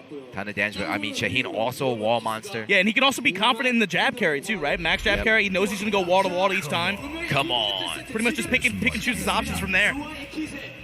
Game 1, 3 rounds in a row for the last game against Chikurin 2 and the first game against LowHigh. So 6 rounds in a row lost by Pekos. Got to recover that momentum from earlier. Okay, good punish on the whiff right there. The thing is, though, we talked about the potential for unfamiliarity, but LowHigh showed really good confidence. 3 rounds straight that last game. Just going in. I mean, he's playing basic Tekken. He's playing Shaheen. Not a very fancy character. Just very, very simple. Sidestep to uppercut. This is what did a lot of damage to JDCR earlier. Here's a follow-up here. Oh, he It's just a misses. slide. Didn't really get punished for it, though. Dead even on life. Uppercut comes out again. Fishing for the down with the down 4-2s. Punish, okay. The rage is there. The rage is there. The Koreans are calling it out, too. They want to see another rage art. Oh, I thought that Doc, was it. what a punish. But not enough. There we go. Okay, I like what I'm seeing here. Pekos with the wall standing 4 to be able to seal it. Yeah, he Round went, start, what does Pekos do? Swings Oh, mid. that's the first we've seen him use that. Yeah. The 1+2, getting the follow-up as well. That might be able to change up some of the methodology in the matchup here. It's big for real estate too, right? The knockback on it. Yeah, and I mean, you're looking at it, even though he's not playing as aggressive as we normally see, he is pushing LowHigh back to the wall. Yeah. there's a tell right there. He blocked the hop kick, unable to punish it. And orbital comes out from LowHigh. Oh, missed combo. Yeah, a lot of drops from both players right now. And the meter is building up. We're going to see some explosions. I hope. Pekos been not using his meter effectively at all this entire day. Don't do this against Yeah. LowHigh, man. The second you get the chance, If he burn does, it. if he lands a back three, he wins. Oh! Did you see that? Oh Yeah, my but he God. was all saved. backs- He was saved. And then interrupt. Max mode cancel is Pekos' plus, but LowHigh's pressing buttons. He's not afraid. LowHigh is starting to move. I have a feeling that, Pekos is probably going to start using more standing forward. Nice, good talk. 1, 2. Ankle breaker again. Okay. Pekos trying to get started, but again, LowHigh's defense is too good. Well, he went for standing 4 there, unable to get it. Crouch 1, 2, 3, and just cancels out. 4. Oh, he's showing it. Oh, here we go. Oh, he didn't use the combo. Oh, no, and there it is. The upcut finally connects. That's going to be the round. Yeah, he's going to get the wall. That's it. Shaheen damage on this small stage. The one that Pekos picks hurting it more than it's helping him. Pekos again, banking that meter. Get off me. Don't touch. Pekos ready with the breaks. And at this point, LowHigh's emphasizing it up in his offense. Put it in his mind. Pekos, come on, man. Trying to show him some lows now. Exchanging big strikes. Low pokes again. They're adding up. It's just poke, then out of nowhere, the uppercut comes out. You take 50% and you're dead. Uh-oh. Close to rage. There we go. Finally. Got him looking. Finally does it 3 rounds. That's awesome, man. He played the entire round very low risk. Down 4-1, down 4-1, down 3s. Keeping it very low. Emphasizing the mid and the lows, right? Comes out at the very end. Gotcha. Dude, I don't like it, too. Both games that Pekos lost, we saw him against Chikurin, how serious he looked. Well, not just that, how serious he looked and everything, how stressed. He lost against LowHigh 2 rounds smiling. He was smiling. You never want to smile when you're losing, right? He might be checked out already. That would be unfortunate. Maybe he's like, I got more points already now than I did last year. In one weekend. In one weekend, here we go. right? We're going to home court advantage, right? Everyone in Korea cheering for LowHigh. Or it's like that meme where you're crying behind the smiling mask, like that. But look, so Pekos trying to break to his home court, the Howard Estate. You guys saw him actually go to the Garden yesterday, right? Yeah, they went downstairs. That was crazy. Never see that. But this is a 2-0 elimination point for Pekos. Played out of his mind today, and then just got, boom, hit the wall. Hit the wall of Chikurin. Stopped him in his place, and now here's LowHigh to finish the job. You gotta put some respect on LowHigh's name, man. Yeah. The focus and attention, man. The way this guy blocks and moves around, too, is just so... Like, just watch him move. Clean play, man. I'm telling you. You got to think right now, LowHigh is looking at Pekos like the mini boss, right? He's like, you're the mini Geese. Yeah, the way he weaves in left step when he's moving around, just watch it. It's crazy. And up low attack connects, a little bit of damage here. Just passively, again, left step, always step. The low pokes. It's always he brings you down, 50%. Like you said, though, they add up. They add up real quick. You got down 50%, just like that. And then he starts fishing with the uppercut. The uppercut or anything, that big launch to finish the job. And he's really good at taking away. All right, I'm going to take away this one tool, and I'm going to bring it right back out, right when you least expect it, put you on this wall. Oh, he missed the ender. Oh, he has an opportunity here, back to the wall. Yeah, Pekos in rage, got the damage bonus and everything. He's got the 1 bar. Oh, no! What kind of punish was that? But was able to persevere in the scramble after. LowHigh now. Up 1 round in this first of 3. Lat. Magic 4, going to get the wall. Oh, yeah, gets that 3-3. Hey. Nice damage. 50%, just like Look at that. He got all the way. That's guaranteed. Damn, that did a lot. And he baits out the counter. Dude, LowHigh's movement is too good. This is a wash. Far, cut the feed, man. Cut the feed. This is a blow-up. So, in our grand finals, we're going to have Korea versus Japan. No, don't do my man Pekos like that. All right, I'll give him a chance. Don't do him like that. Pekos, come on, man. You got whatever trick you have, you got to do it right now. Pekos, bottom left corner of the screen. You got to show me something, man. And don't die with 3 meters again. Jake, and lets it rip. Catches LowHigh, trying to move in between. It's not your turn yet. Interrupt, goes for the mid again, gets a reset. Yeah, he's been hitting that a lot. Yeah, LowHigh thinks the sweep is coming out, but it's not. LowHigh in rage, first slide. Toe tap. Okay, Pekos, staying alive. One more round. This is bad, because I think he might die with 3 meters again. No. The headset came off. LowHigh took the headset off again. Uh-oh. Not happy with the sound. This is what happened against JDCR when he turned it up. Now, using it. Burn the gauge Wall on the splat. pressure. Break those doors. Double break. Let's go. I want to see it. One more time. Running elbow. Yep, got it. Stand up. Die. I like how he went around, too. He turned around before he did the throw to get the positioning. Damn. Oh, my God. He was ducking instantly. Nice punish, of course. Going back the other way. Look at this damage. Life lead is gone. 2 bars on deck for LowHigh, but hop kick. That is it. 3-0. There it is. Slide in the DMs. 3-0 LowHigh over Pekos. Pekos getting 3rd place here. at the Korean Master event. Yeah, that's a huge performance for him, too. Yeah. Like Look you at said, that. 6 foot versus 5'11" right there. Pekos, a little man child Tekken World against Tour, LowHigh. for the most part, Pekos has not had the strongest high-impact performances like that. This is by far the best he's done on Tekken World Tour. He just gave the bow to the But stage. it was a sad ending, right? So, getting here was amazing, but it wasn't a close finish. Just kind of got murdered there at the end. I really, really hope, though, this is the start of something amazing that we're going to see coming out of Pekos. I want to see him be able to go to more events and places high, if not better than what he's done here. For sure. Right, LowHigh running the bathroom, so we have a little break, but again, he's going to have to go through the other Geese player now, Chikurin. This is going to be crazy because right now we have our grand finals. It's set.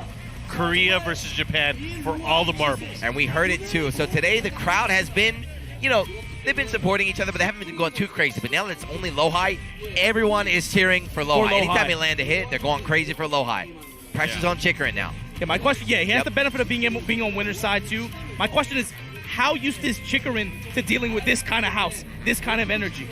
Yeah, he's a hero, right? He only really stays a lot of times in Japan. He travels a little bit, but everyone loves him in Japan, always cheering for him. I don't think Chikurin has ever won a TWT event. Not especially not one like on this kind of stage, not like this in a house where everybody is rooting against him like that. This is probably going to be a first for him. Yeah. And the crowd is cheering, the Korean esports crowd. You can hear the announcers too. They're sitting right next to the player. Watch, I bet they make Chikurin sit in the Captain Marvel chair or the Iron Man chair right next to the Korean announcers going crazy. Faded out the parry there. Good stuff to Pekos though. Yeah, you see Abel out there. Yeah, this was big there. He had the double wall. Goes for Look the at that. I side love step. how he went behind. That's so sick. smart. Like you said, being able to just maintain position advantage like that didn't really matter though. LowHigh able to find the big hit here. Launch. Wall not even necessary at that point. Yeah, able to close it out with the slide, and then you see, disappointed. Yeah, the comment's not even just over leans yet. back into the chair, man. Just let it happen. Good showing though. Like you said, Mark, he got a lot of He points. did Right? awesome, More than he got at any tournament last Nobody, year. I guarantee you, out of all, when we looked at the brackets at the beginning of the weekend, nobody had Pekos to make third place in this tournament. No. Straight up.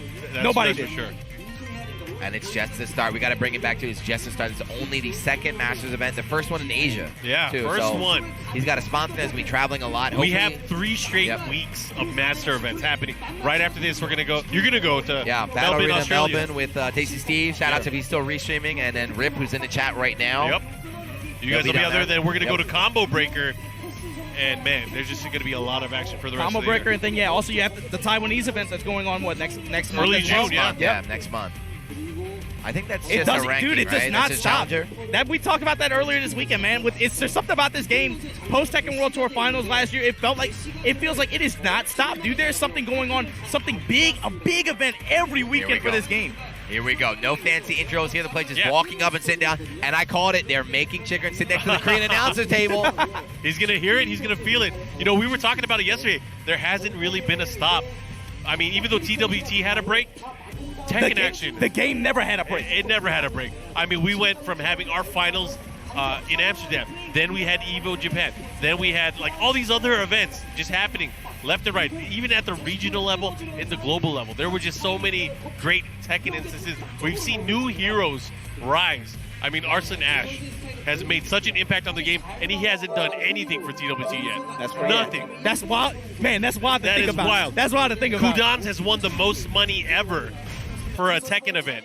And that's not even he hasn't participated That's in not even TWT yet. He's loaded, man. He's in a hot tub right now He's with like about 4 to- women, just drinking champagne, throwing money in the He's in the a air. jacuzzi right now. Yeah. He's watching this on Yeah, mobile. on his phone. But here, of course, guys, so LowHigh going to come from lose. He's got to win 2 sets against Chikurin. But the thing is, the way he's been playing today, I can't call this match. I definitely... I think it's a tall order. Yeah, you think so? LowHigh has to win 2 sets. I mean, I think he could do it. LowHigh has to win 2 sets. I think he could do it. But the thing is, especially, it's not just the way he's been playing today, right? The momentum is certainly in his favor right now. He sat down, he's hot. But the thing is, this is somebody who can run the long sets. We saw damage Germany, right?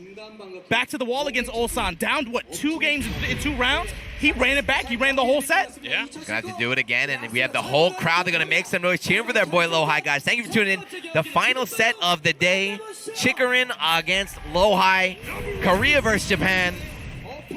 And again, we're going to The Walking Dead.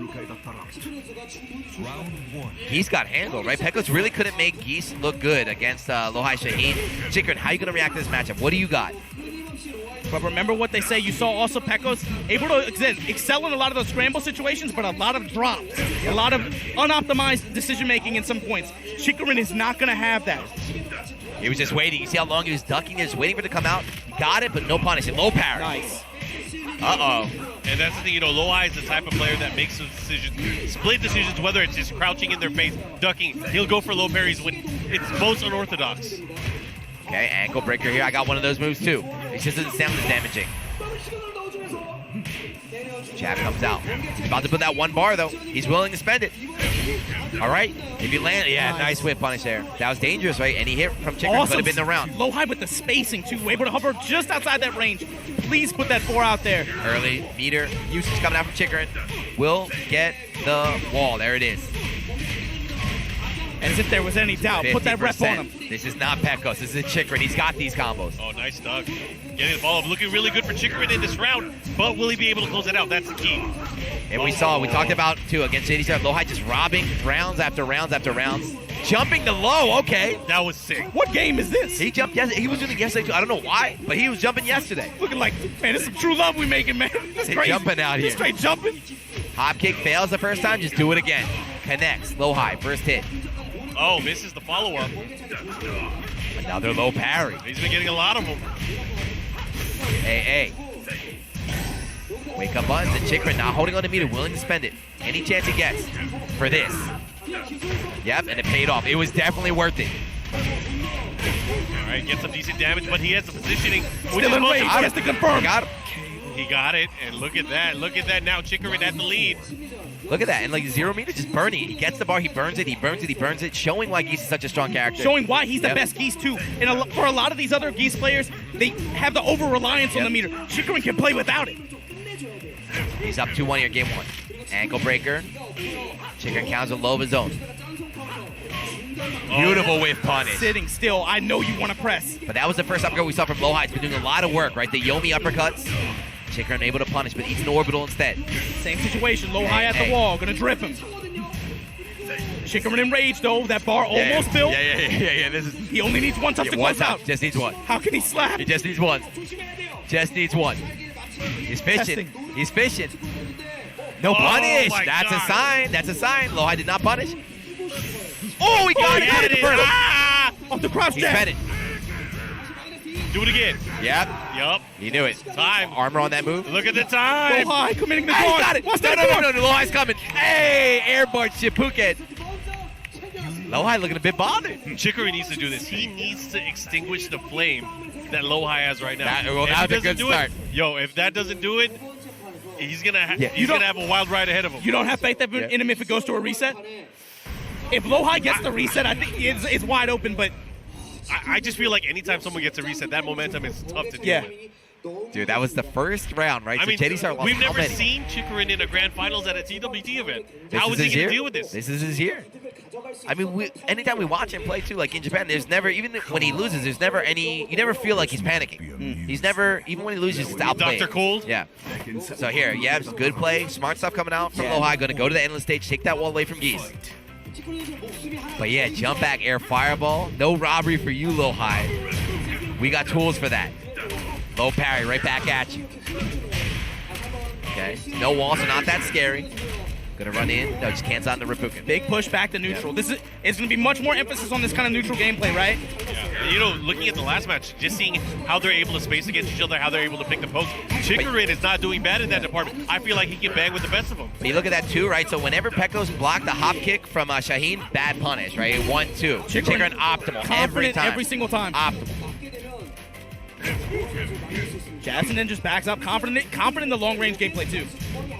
Jab, Jab checks, just back up. Got the life lead. Low parry, just waiting. Yo, Chikurin is on one right now. Can't kill. There's no walls. He can't kill off this. We got a mix though. Doesn't want to take it. Just wants to keep that neutral going. Oh no. He caught him looking. He did. Enrage. Hey. Yeah. And again, another robbery coming out from LowHigh. LowHigh enraged. That's his most dangerous character right now. Back two this time. Nice punish. I like it. If you miss space the fireball, you're able to get a punish. He's expecting the LowHigh, but back up more. LowHigh presses. Slide, not the second time. Oh, and he gets the right punish, too. The follow-up here. Okay, this time, actually going for the shoulder tackle now. He caught him, but trades. Unable to get a combo after this. Ooh! Optimal dead. Pekos, take notes. Pekos, write that down in your notebook. What a punish. Yes. That's how you deal with hop kicks. This is Geese, man. Didn't even think about it. Did not even think about it. This is Geese. That's like reflex. Yep. Yeah, that was like one of those locked and loaded shotgun blasts to the face. Yep. Off a jab. He can do it off a crouch jab as well. Count in a crouch jab and just get murdered. Just working the while standing 1 and 2 a game now. Oh, gets the while standing 2 conversion. Hey. This is where it gets dangerous though. Low, high, and rage. Reversal. Break. Okay. Right back to where we started. Blocks the low, does nothing though. Sidestep uppercut's gonna hurt.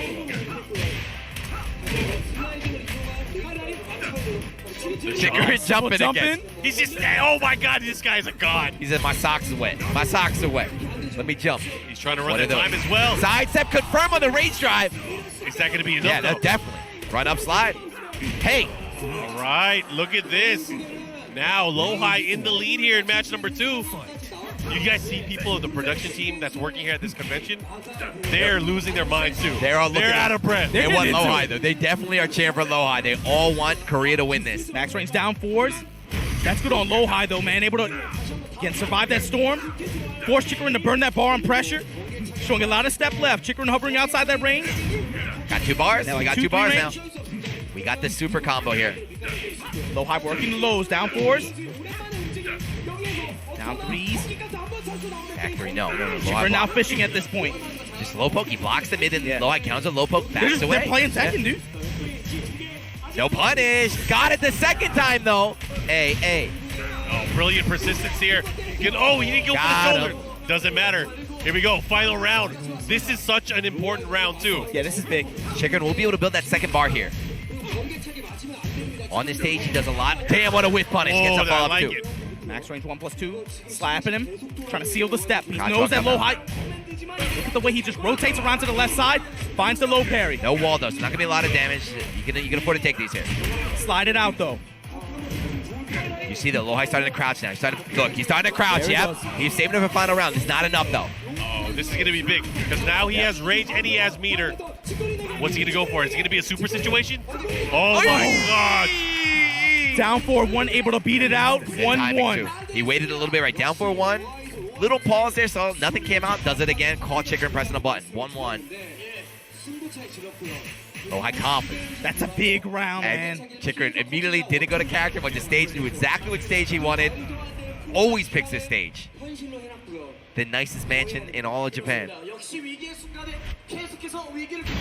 The Geese estate.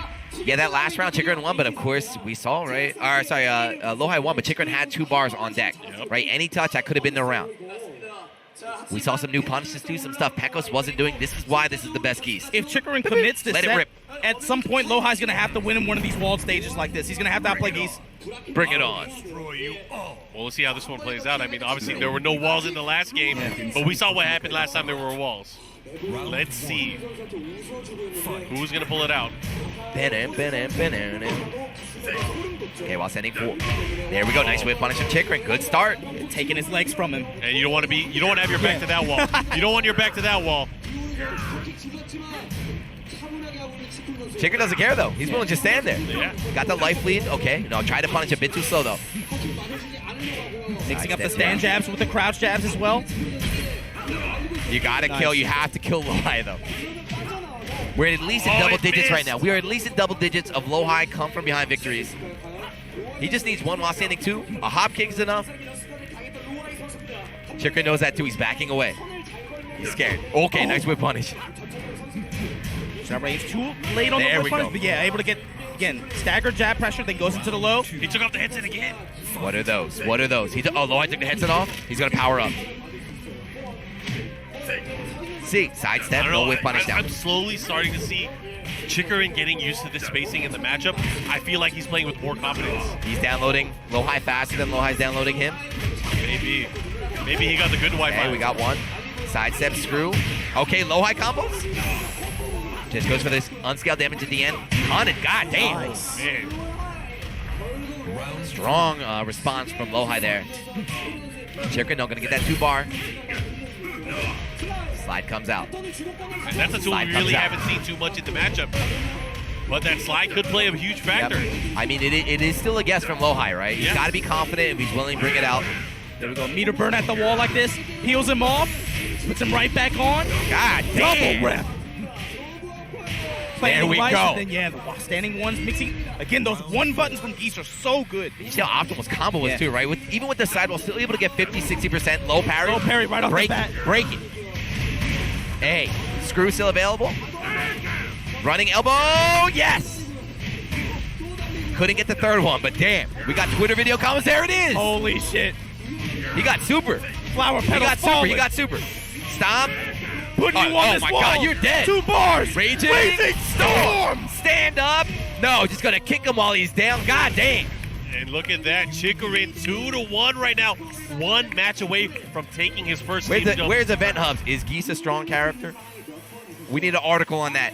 So now LowHigh, does he go back to an infinite stage? Yeah. Yeah, of course, dude. Situation. Oh, what are you going to do after that round, right? He broke, what, 4 balconies in 1 round? After that last round? Yeah. I'd be like, please, God, please let me get out of this house. I hate the Howard estate. So for Chikurin, this is how he can seal it, right? Can he outplay LowHigh on this stage? Yeah, and then you got to do 1 more, right? If LowHigh, this is in his advantage, but then he knows in the back of his head, even if I win here, I got to go back to that damn house. He's just talking to the architect. He's like, put a wall here, put a wall there. I want a wall here, I want a wall there. 8 walls. But yeah, all that damage, all that explosiveness from Geese is gone. Just fair and honest Tekken out here in the neutral. In the snowfield. But yeah, Chikurin just 1 game away from winning the damn tournament. Uppercut connects. It feels like the sidesteps, Chikurin's been able to get the advantage in the past game or so. Whereas earlier, LowHigh, his left step was paying off big time. Confirms, yeah, goes into the stomp. Not those reps. Chikurin bringing out the homing moves now, trying to steal that sidestep, but LowHigh able to block. Yeah, especially from that max range like that, right? LowHigh showing it so much. We break that. I'll get that bar. Yeah, the 1-bar Geese is not as scary on this stage. 2-bar Geese is still very, very scary. But the 1-bar, nice, and there's a punish. The big boy punish. Yeah, I feel like the only time he's super scary is if he gets a standing 2. Got him. Oh, Back here we go. Hey. Instantly burning on the confirm to be able to seal the round. Chikurin now. 2 rounds away. Getting 2 rounds hot. away. 2 rounds away. The Korea crowd is getting a little bit silent. They got to cheer for their boy. Got the hit. Goes right into the J again. Lost ending 4. 50% life lead right now for Chikurin. Able to intercept LowHigh on his way in. LowHigh now showing a lot of left step. Testing with the down 4-2, down 4-1. Back up. Max range jab from Chikurin. I like what I see from Chikurin. I mean, he's been using that jab in conjunction with the movement to really build a wall. And, LowHigh's not able to get in. Yeah. Oh, my. That's one way to do it. Just roll dog. Lets it rip. Yep. He's still behind, though. He's still behind. Hey, wake up, boys. Let's go, Chikurin. 1 round away. Tournament point. Yo, grand finals. Tekken World Tour 2019 in Korea. Japan versus Korea face-off. LowHigh and losers fighting for his tournament life. He can do this, with the jab check while standing 4. LowHigh can still do this, right? We have the endless stage. He's got to slow down a little bit, and that's a good start, too. This is a start. Big damage. It's going to do a ton of damage. Yeah. You're going to look at the follow-up here. He gets a slidey, like 50% almost. No wall, though, of course. No wall. Also affecting LowHigh punish that. He's ready with the hop kick. Yeah, he knew it was super punishable. He's going to be able to close out, get the round here. 1 more hit. Not quite enough, but yeah. Right up mid. That's 1. Stem the bleeding. It's not that easy. Evo champ for a reason. Bring it to game 5, right? Bring it to game 5. You like, uh-oh. No parry right off the start. This is how it's going to start. Bottom left corner of your screen. Bar building. We're almost to 2. And Chikurin starting to, with that lead, it's going to be very difficult for LowHigh to get in now. Uh-oh. He's gonna have to take risks trying to get in. Oh, no. Here we go. This is it. A. It's a setup. He's not dead yet. It's a setup. Misses. Oh, shit. It's a setup for the other guy. Oh, shit. LowHigh in rage. Oh, he missed it. One of those goes for the mid, and there it is, Chikurin. In Korea, Japan's Chikurin comes out here with Geese Howard. Look at that. Look at Nick clapping in the background. That's crazy, man. Oh, man. Great stuff. He needed that. They didn't, Obama, they weren't listening to us. We told him about Chikurin. This man, the strongest player in Japan, he's a threat this year in 2019. Bringing out Geese. 2 weeks ago, he goes to a dojo event in Fighting Tuesday, loses to Kokuma, loses to Rangchu, comes to Korea 2 weeks later, and for the second time in 3 years, Japanese player comes to Korea, stuns everybody, takes their match. And he beat Kokuma here on the home turf, too. He beat Kokuma. He said, hey, listen, Kokuma, 2 weeks ago he got lucky. He washed him. He beat him 2-0. He murdered him. He got the run back, murdered him. Then he beats LowHigh. Wow. Woo. Mark, how does it feel to be able to see a match like that? Again, we just talked about it. Chikurin just came in here, stunned everybody. How you feel? It's nice because, I mean, we were talking about it. You know, usually you go to a Korean event, you're going to expect someone from Korea to win. That's the easy bet, right? So now it's nice to see this. The flag is going everywhere. People are chasing it. Who is going to win the next one? That's the question. That's what I'm saying. It's felt that way all year. It's less about defending the house. Everyone's playing capture the flag now. Can I go to some other country and be able to take their points from them? It's what it's felt like all year so far. We got to talk. It's not just Chikurin. Chikurin came out here and beat the Koreans. All the Koreans started on losers. Right? Oh, yeah. All Japan came out in full force. They were losing left and right. This was the wake-up call. Abel the Meister from Peru as well. Put some respect on that. Abel's name, man, getting in there too. I don't. You know, you looked at this bracket when the weekend started, right? And it's too tough to call. It's too tough to predict. Yep. The way that the playing field is leveled now, with the volume and concentration of players, it's too tough to call a winner right like that. Go to the stage. Show the stage. Show the stage. What's going on? They're gonna do the prize. They got Chikurin over there. They're gonna give him a. The players all got medals actually already. So they're gonna give. What are they gonna give them? Are they gonna double up on medals? Is there an additional prize? I don't know. Oh, it's a trophy. Yeah, the players, they did the medal ceremony earlier before the stream. Yeah, they got a nice glass trophy here. But yeah, this is going to be exciting because next week, again, another master event, Battle Arena Melbourne. Then after that, Combo Breaker in North America. This is week 3. This is week 3 of Tekken World Tour 2019. Chikurin from Japan. Taking the first big Masters event in the Asia region. Second big one on the calendar in Korea, though. This is the first big match for him, too. Yeah, this is his era right now in Japan. Noroma, Nobi, those guys are old news. It's all about Chikurin right now. Professional player. What do you say, old news? They old news, man. That's harsh. It's the Chikurin arc. Don't drop that. Hold on. Don't drop it. Don't drop it. Use your hand. Oh, man, it's moving. It's moving. Use your hand. Use your hand. Oh! Uh-oh. Okay. Livestreamfails.com, get ready. You got it. Korea first, ROXnROLL. Look at the space between the 1 and the ST. What type of font is that? I took a picture of the stage and what is that on their overlay earlier. I got to show it to you guys. They did not know how to spell Losers Final. I'm just going to say that. But there we go. Good stuff to Chikurin. One of our picks earlier today. It can't be worse than KSB, man. Blackets. The Blackets. We're running Blackets out here. Get the Blacket going. But yeah, good stuff. And this is just the start. And this is the start of Geese, too, guys. This is 2019, year of the Goose. He's coming out here. Losers Quatter Flannel. Wow, what the hell is that? That was earlier. Losers Quatter Flannel. They weren't even close to that one. Quatter Flannel. So let's see. They're going to do an interview with him. Well, if he speaks Japanese, maybe you can tell us what he says. Yeah, if they let him talk. Sometimes they let him talk. Don't insult our country. Okay. He said he didn't believe he'd be able to win the tournament, so he still can't believe it. He's very, very, very happy. See, like I said, he doesn't talk big. He's kind of a mild-mannered guy. Yeah, very humble, every day, bodies everybody, lets his results speak for himself.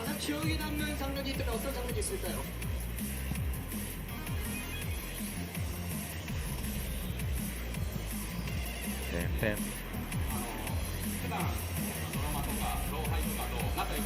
Oh yeah, I forgot. LowHigh's another one of the players that comes out to the West Coast there. So he said he's very happy because he trains with Noroma. He trains with LowHigh. Like we mentioned, LowHigh and Rangchu come to the West Coast and stay. They actually stay at Chikurin's house. Oh, wow. Like the fact that we're friends and I can fight my friends on the main stage in the finals, like I'm very, very happy. It's very fun.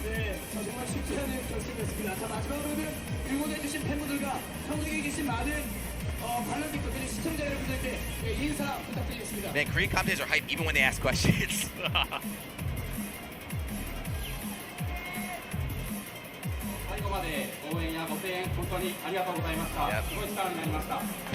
Thank you, everybody, for cheering on to me until the very end. It gave me a lot of power. Thank you. And the Korea crowd is cheering for Chikurin. Good stuff. There's a lot different. There's a lot different vibe from 2 years ago. Oh yeah. When Noroma won. Oh yeah. Because it wasn't a gaming event. It was a like, let's tournament. get out of here. Yeah. Like we had to change our flights. We're like, we gotta go, man.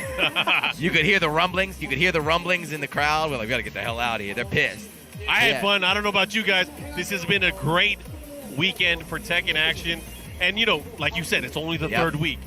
There's a lot of shit that's going to pop up for the rest of the year. It does not feel like it, but it is only like week 3 of the tour. But like you said, this game, the tour might take a break every now and then. The game doesn't. The scene don't. The scene don't take no breaks. Yep, it hasn't stopped. There's no more breaks, too. With the dojo event, it's going to be week after week after week. We're going to see all sorts of new communities, new regions coming up. We got the new arc, too, with Arslan, everyone out there. Dude, I can't wait for that arc to merge with the TW. When the manga catches up with the anime, I can't wait for that shit. Let's go. Finals end of the year going to be in Thailand, in Bangkok. You better be saving your money right now, guys. I can't wait to Bangkok and Bangkok. Let's go. The round start jump or the wake-up jump from Chikurin crushing the low. He's been jumping all weekend. What's up with this guy? I don't know. Dude, it's been working out, though. But and there I gotta say that I love that snipe. In some of the regions, in most of the regions, I mean, looking at it, the amount of people that are playing Tekken is higher than ever. We have Combo Breaker coming up, and they broke 600 people. The Combo 200 more. The Combo Breaker numbers alone say a lot about what people are playing right now, what people like to watch, what people like to play right now. Oh yeah. And then looking at just, I mean, from what I know, the Evo numbers, we're probably going to have the biggest Tekken tournament in history again. And I can't wait for that. Yeah, and if you're watching, you don't play Tekken, this is a game where if you pick up and play just a little bit, right? Just a little bit, you learn just a few little things, you can enjoy it, and it'll make the experience of watching the game just so much more fun. The amount of appreciation you'll have for the game, it changes over Yeah, we like, how do they move like that, right? If you try and just copy how LowHigh moves, you're like, what the hell is going on? Just don't do it online. There it is. LowHigh. That's why he took the headset off. Yeah, he was not happy with the sound. He wanted to hear the crowd. There's that crazy. Oh, no. It's the next round. Oh, yeah, where he went wall to wall. Brought him downstairs. Heals him off, double rep ender. This one right here, low parry. Yeah, here we go. This was brilliant. Yeah, traditionally off a low parry, you don't get a lot of damage as well.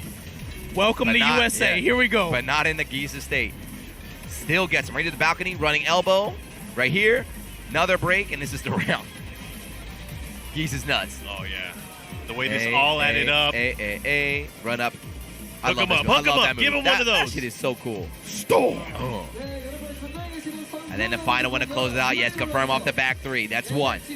You can kind of feel the momentum, too, at this point. You're like, Chikurin's trying to run away with it. It was that, but also, the wake up the kind of terrain battle, too, right? It came down to stage picks, really. Yeah, it was no walls. No walls. So it came down to who was going to be able to win on the stage that does not favor them necessarily. And that's a new rule. I love that in 2019. The changes here and there. Chikurin feeling it. Even, look, he didn't believe it, right? It was not a pop-off, a cyber relief. Good stuff. Iron Man won. Iron Man did it. That's it, the Lord. And now look at that. Hold on. We got the autograph cam. No spoilers. Everyone, the Korean crowd is surrounding Chikurin for selfies and autographs. Cool to see. Yeah, you were talking about earlier, right? They were out here, showing love to JDCR and Nia, those guys too. But, man, these guys out here, they love everybody. It's a global game, baby. Mimi got fans. Chikurin got fans. Everybody, they're showing love to everybody. They're doing the top 8 photo, right? Everyone on the stage. Oh, that's cool. Super cool. But yeah, wait, what's Chanel doing up there? Well, Chanel's taking the picture. I'm trying to sign off. I want to be in the picture. All right, let's get out of here. Hey, it was me. But yeah, once again, guys, here, ROXnROLL, Korea 2019. We're just getting started. Next week, you're going to see Giuna, Rip, and JCC at Battle Arena Melbourne. That's the next master event. Week after that, Combo Breaker. There's a lot more. I'm sure we'll all be at a bunch of different events in the future. Anything you guys want to say? Nah, man, thanks for tuning in. Thanks for watching Fighting Games. Thanks for having fun with this, man. This was a lot of fun to do. Yep. I think, as Tasty would say, that was some good-ass Tekken. Good-ass Tekken, yeah. Good-ass Tekken, yeah. Put it out there. We'll see you guys next week. Peace. Be good.